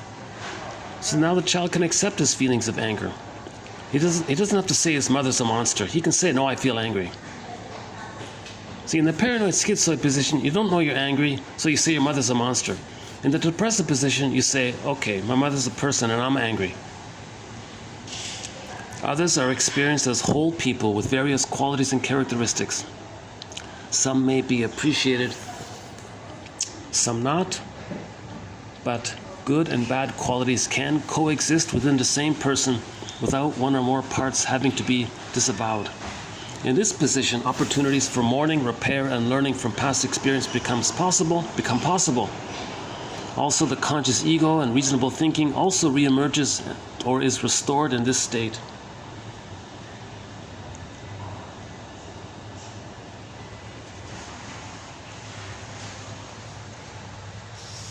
It's not bad. It's still one of the best models out there. Now, then Klein's theory about the positions. So it's worth struggling with the jargon a little bit. One of her one of her followers, Hannah Siegel, helped clarify it. John Steiner helps clarify it. Actually, a lot of people talk about this. It's not.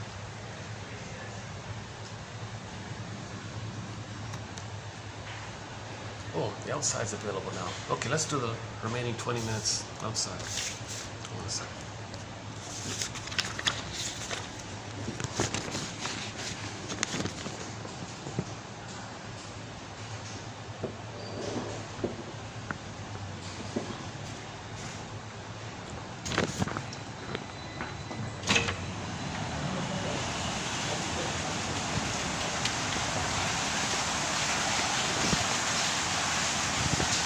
All right. There are the flamingos.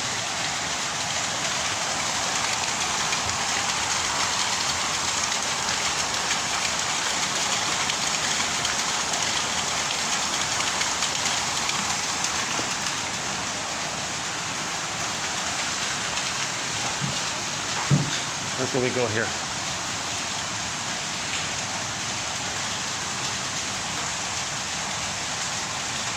Here it's okay. All right. Oh, how's it here?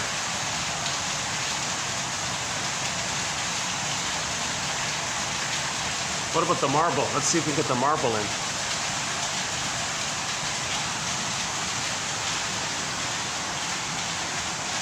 Hey, can I get the flamingos back there? Yeah. Okay. Let's try that.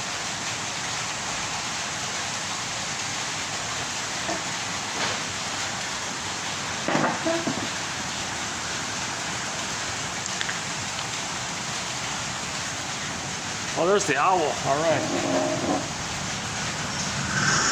Can we get the flamingos? All right, all right. There's some companion owls. All right. A nice marble. There's like a nice little marble wall there. Yeah, almost like a painting in of itself, right? That marble, yeah, it functions like a nice painting. Right?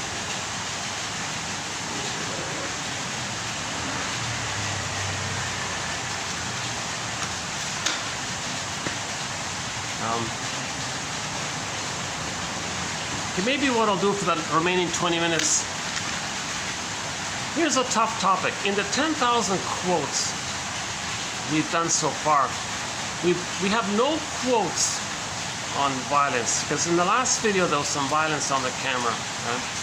And I was thinking, I was reminded of what Jeanette Paris said. If the baby's being emotionally abused, that's like an emotional violence. But she says the physiology in the baby, it's the same as if the child is physically being abused. Identifies with the aggressor.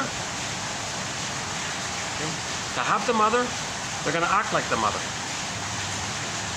It's called a negative magic gesture. They're going to treat others the way they were treated to communicate how they were treated.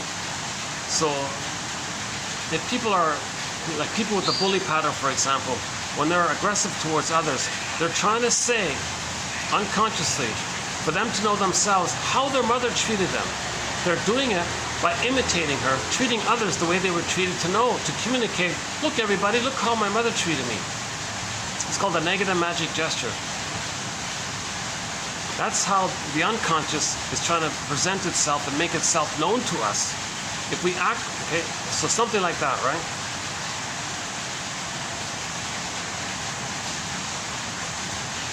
Now, if at the same time the child kind of took something, the mother took something from the child. Identification with the aggressor, they take things from others. So it's a, oh, 1 second. Yeah, okay. Oh. Yeah, it was just some guy was kind of, he wanted to talk, there was a guy who was smoking, he wanted to talk to me, so I just kind of, let's see. How about, oh yeah, how about this? Let's do this.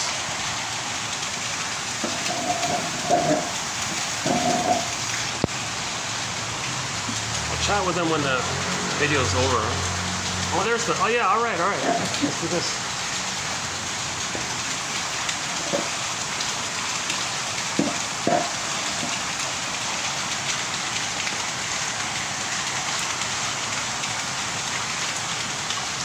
How's that? All right.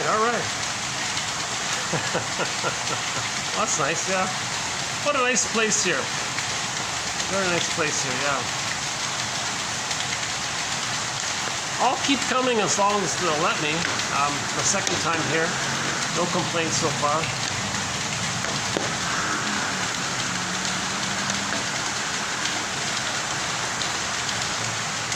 I seem to be... okay. I guess I'll leave it at that, right? If the mother's violent towards the baby, he may act like her to have her. Imitating her is as close as he can get to having some kind of concept of having the mother if he's imitating her. Because while he's imitating her, while the person's imitating the mother, okay, and the record says mother shamed them, in new situations they shame themselves, but in trauma they see themselves onto others. So when they shame themselves, they see themselves onto others, so they're shaming others to replay the record of how the mother shamed them. So they're loyal to the record. They're loyal to the record. The trauma keeps them frozen, petrified, stuck in this set one song. Back to Edmund Berger. Every neurotic is a music enthusiast, but he only has this one record. He carries this one record with him everywhere he goes. In every new situation, he spins off that record. In the new situation, in cases of the stinger personality patterns before 18 months, they play the shaming mother who shames them, but they see themselves onto non-threatening substitute others. Okay, so they're shaming themselves, but they see them, it's psychosis. They see themselves onto others. That's what she means about the psychosis like. They look reasonable, but they're psychotic. Right? It's a split. They appear reasonable, but they're being psychotic. Right? They're shaming others, thinking that that's them and they're the mother. That's psychosis like. Although they appear reasonable. That's the funny thing about it, right? Let's do that quote again, yeah. Let's see, do we have it here?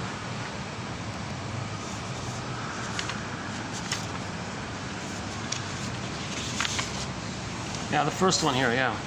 On the one hand, these clients are capable of symbolizing and of using secondary process, neurotic level psychic mechanisms. Okay, like rationalization, maybe making excuses, blaming, humor, cynicism, whatever.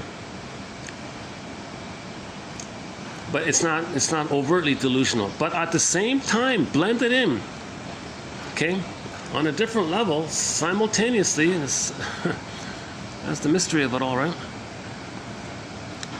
Okay, they resort to psychosis-like mechanisms underneath the rationalization.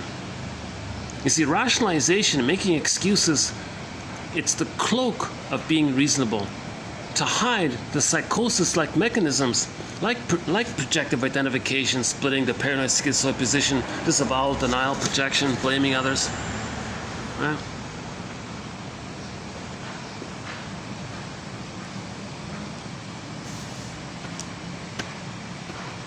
So that point sort of adds a little bit to the issue here, right?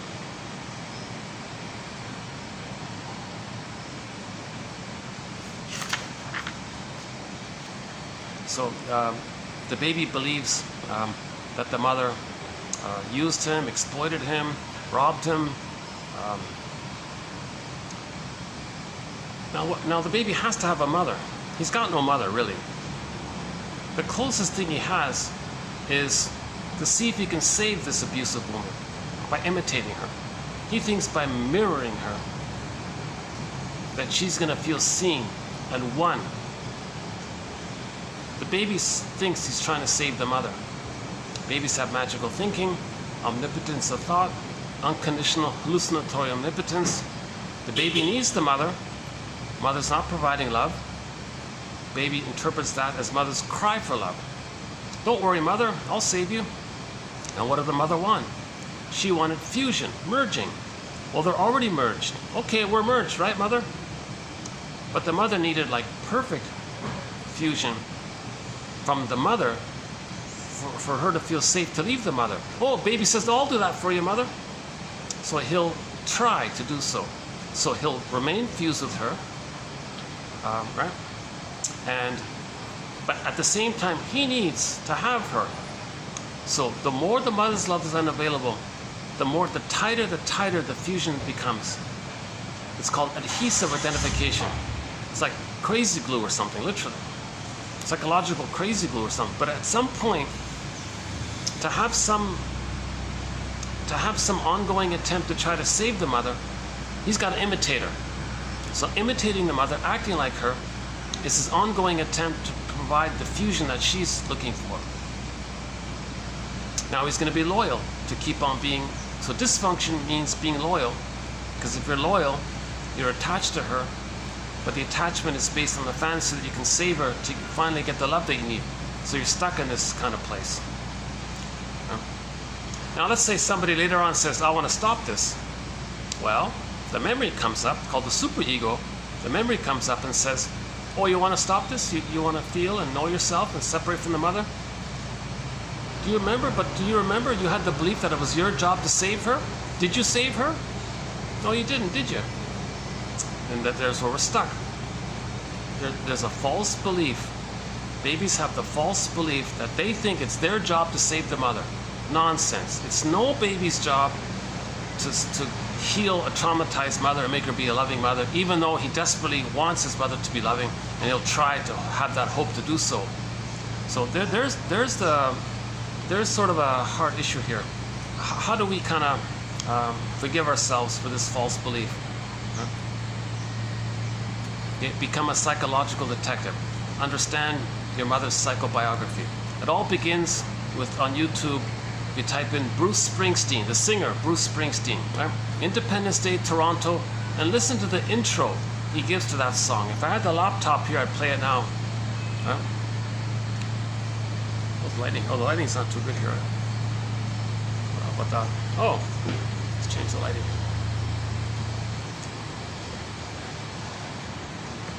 Let's change the lighting here.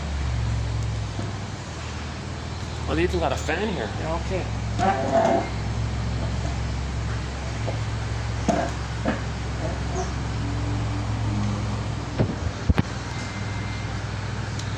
Oh, they're handsome pelicans. Look at that, eh? They look like, yeah, that artist did a nice job, yeah. They look like strong, confident pelicans, eh? They became what they're meant to be. See, we love animals because they individuate. They become what they're meant to be. Even every leaf on a stem is unique. Everything in nature is unique. The Great Spirit likes it that way. The same for humans. The difference is, to express our uniqueness, we need a conscious ego. But in trauma, that gets frazzled up. That's the scarecrow. We need a strong ego.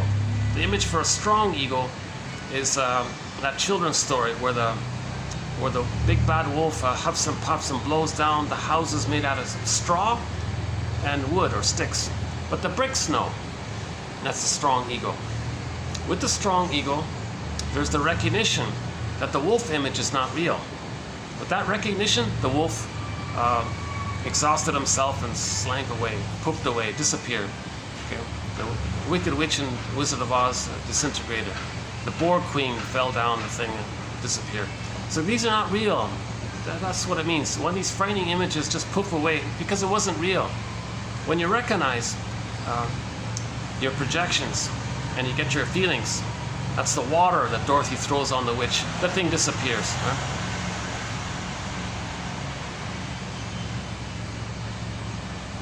Yeah, so identification with the aggressor. That's a desperate maneuver that the baby adopts. He loses himself, he sees himself onto others, says others are not good, they play the aggressive mother, the record is created, the mother shamed them, to stay loyal to the mother, to try to save her. In every new situation, they're going to repeat the record, the 45 of mother shaming them. Mother being emotionally rude to them, mother being kind of cruel to them or something. They act like the mother to shame themselves, but they see themselves onto others. Others are non-threatening, so they find non-threatening substitute others. Innocent, safe, non-threatening substitute others. However it is they're safe. Because when the baby originally was safe to the mother, look what the mother did to them. So the mother, they become the shaming mother, find someone who's safe because they were safe. So that's why stinger personality patterns are so destructive and cruel and all this. But their behaviors to know that the mother was like that to them.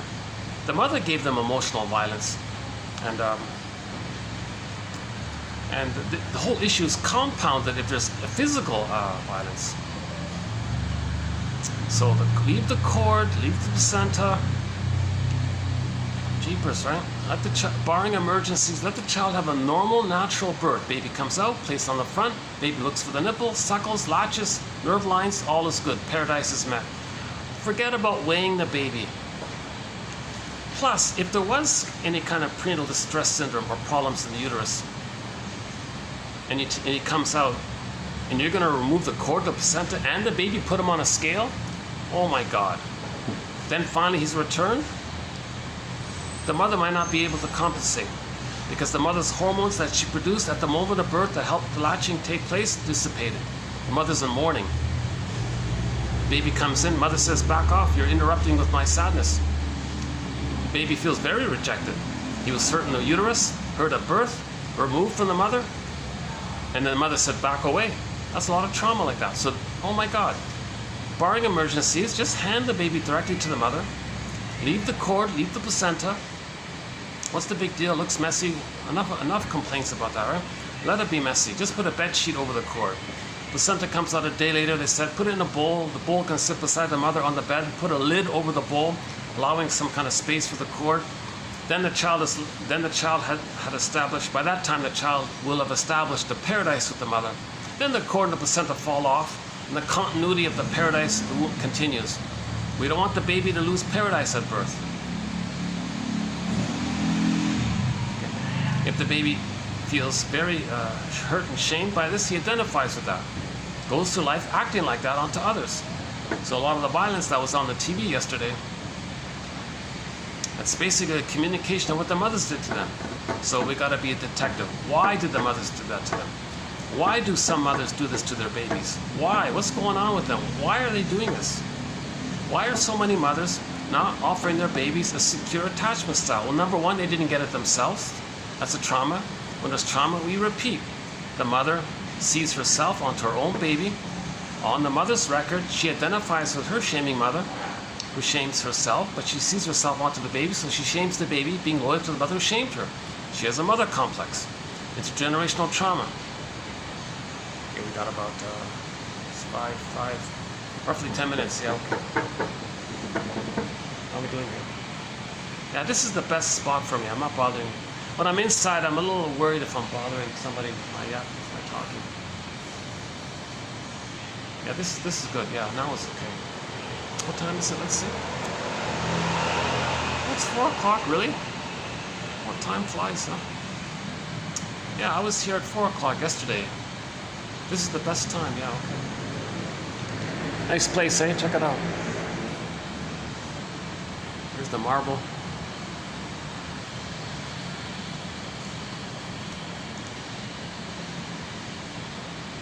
See those pelicans, well, I mean, in real life, real pelicans they individuate. They become what they're meant to be. Humans can become what they're meant to be. But to express it, we got to be aware of it. That's loving life. That's loving life. If we're not loving life, we're frozen in the past, you see, then we're wreaking havoc, so to speak, because we're recreating the past and the present, not making sense. Can't change the past.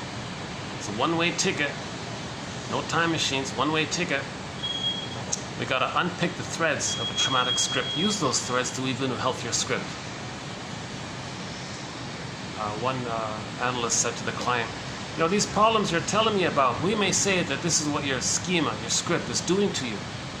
Let us, as a team, together, see what we can do with that script.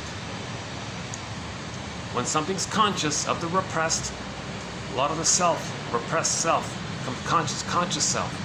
Hermes flies across. Now we have more of the self, we make more sense. Back to Kristen Wilson.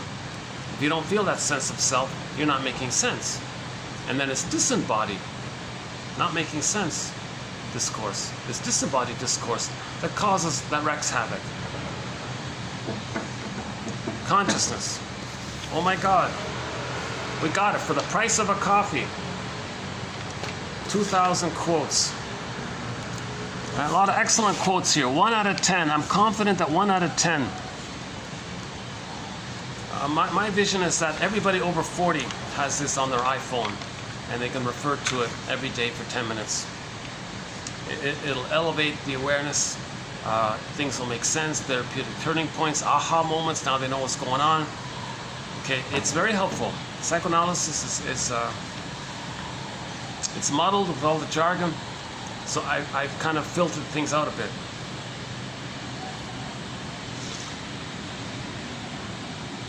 Psychoanalytic theory is based on the concept that individuals are unaware of the many factors that cause their maladaptive behaviors and discomforting emotions. For example, object relations theory suggests that internal representations of the self and others acquired in childhood are later replicated in adult relationships.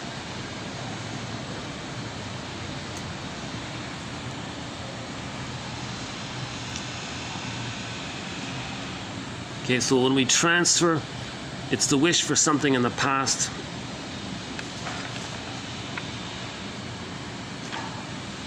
See, 1 out of 10, right?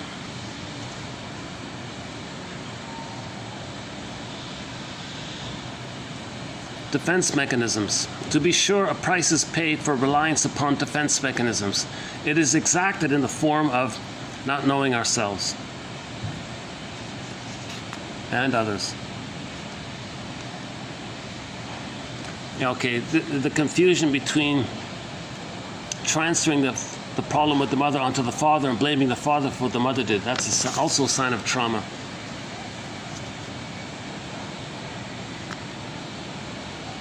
To the extent to which we succeed in achieving true love and intimacy depends to a large degree on how we deal with problems left over from the earliest years of life. Oh, here's the pillow one, yeah, by Althea Horner. So pillow pounding to get the rage out is the fashion.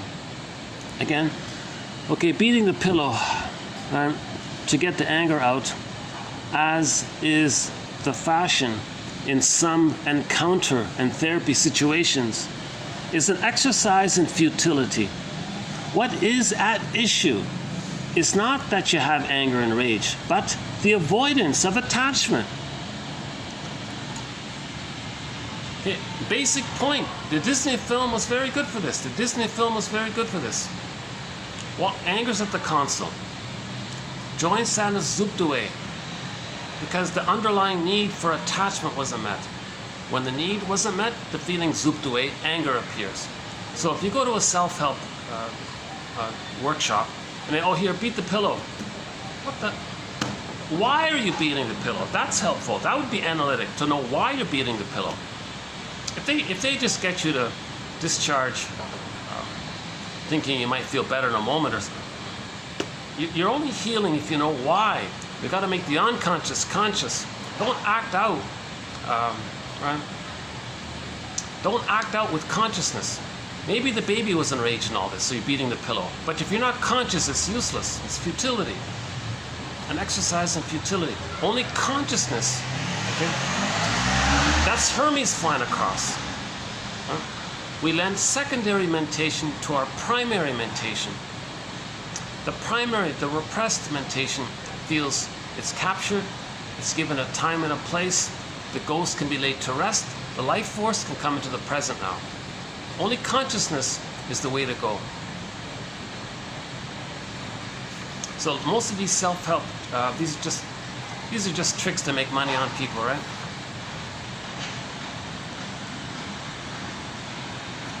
Well, here's a very good quote about the difference between interpretive literature and escape literature. Yeah, I like this one here.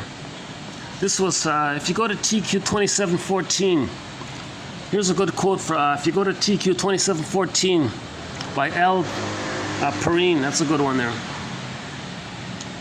Psychodynamic counselors will always be trying to attend to and understand the particular flavors of and developments in the relationship between them and their clients, as a key way of seeing the client's inner world in action. Your present behavior is a way to see the inner world in action. Okay, it's a communication from the inferring mind. The inferring mind, or the unconscious mind, or the unconscious self, the repressed self, the non-reporting brain. Okay. The transference is a term used for the way our clients see us and react to us, as if they are figures they have in their inner world. We need always to be trying to process how we are being perceived by the client and who we are for them. This can then be used as a way of understanding how the client's inner world is influencing his relationships, right? Inside out. We want to know how the intrapsychic is influencing the later on interpersonal. Okay, so back to Aletha Horner. The interpersonal leads to the intrapsychic, the template, which expresses itself, which reveals itself, which communicates to us interpersonally later on. That's what we study. We study this issue. Psychoanalysis is the study of all this. Outside in, inside out. As above, so below, inside out. We study this whole thing. The interpersonal leads to the intrapsychic, which later expresses itself interpersonally. So if it's a paranoid schizoid mode of experiencing, it's expressed with either-or thinking. So Miriam Minerbo on YouTube quoted her client when she said that when she's dating a guy, she said, you know, if a guy I'm dating doesn't give me everything, he gives me nothing. She's at that place. She's in the paranoid schizoid. So her psychic world is the paranoid schizoid position. The breast was everything. The breast was paradise, everything for the person. Baby doesn't get that, it's devalued, nothing. He's enraged. Everything or I'm enraged. Idealized, devalued. That's the splitting mechanism. That's called the infantile yardstick. And prejudice can come from there as well. So, prejudice, okay, negative magic gesture, okay, meaning showing up the mother. Treating others the way your mother treated you to embarrass the mother, or to complain how your mother treated you, while being stuck trying to save her. So you think maybe, Berger thinks, you know, maybe there's a part of your anger towards the mother if you're telling the world how bad the mother was, right? Or how badly the mother treated you. Sorry. What do we got here? Okay, we got like 4 minutes, right?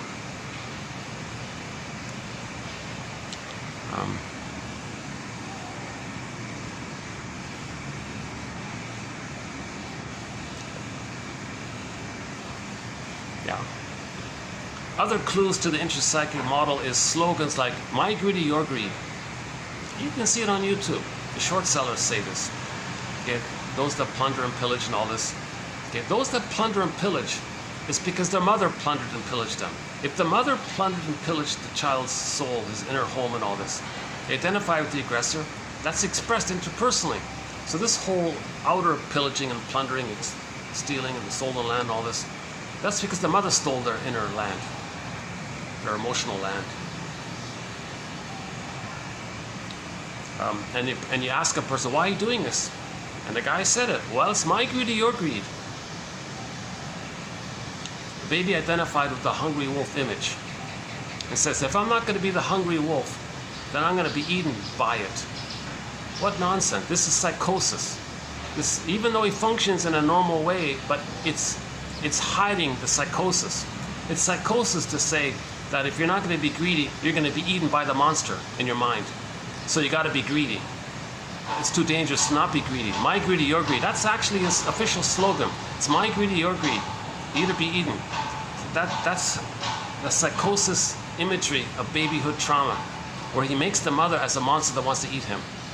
The mother is not a monster that wants to eat the baby, but he's saying that, and he's making excuses and trying to make it sound reasonable. That skill and propaganda craft of making it sound reasonable is a cloak to hide the underlying psychosis.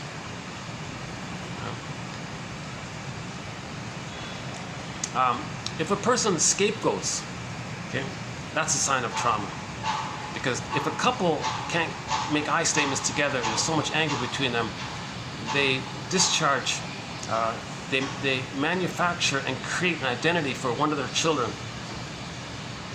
And with that identity of one of their children being naughty and all this, then they can have an excuse to express their anger at the child. That's a sign of trauma. Scapegoating is a sign of trauma. Scapegoating is that in the interpsychic world, they're still fused with the mother. And they can't make I statements with their partner. So they scapegoat one of their children.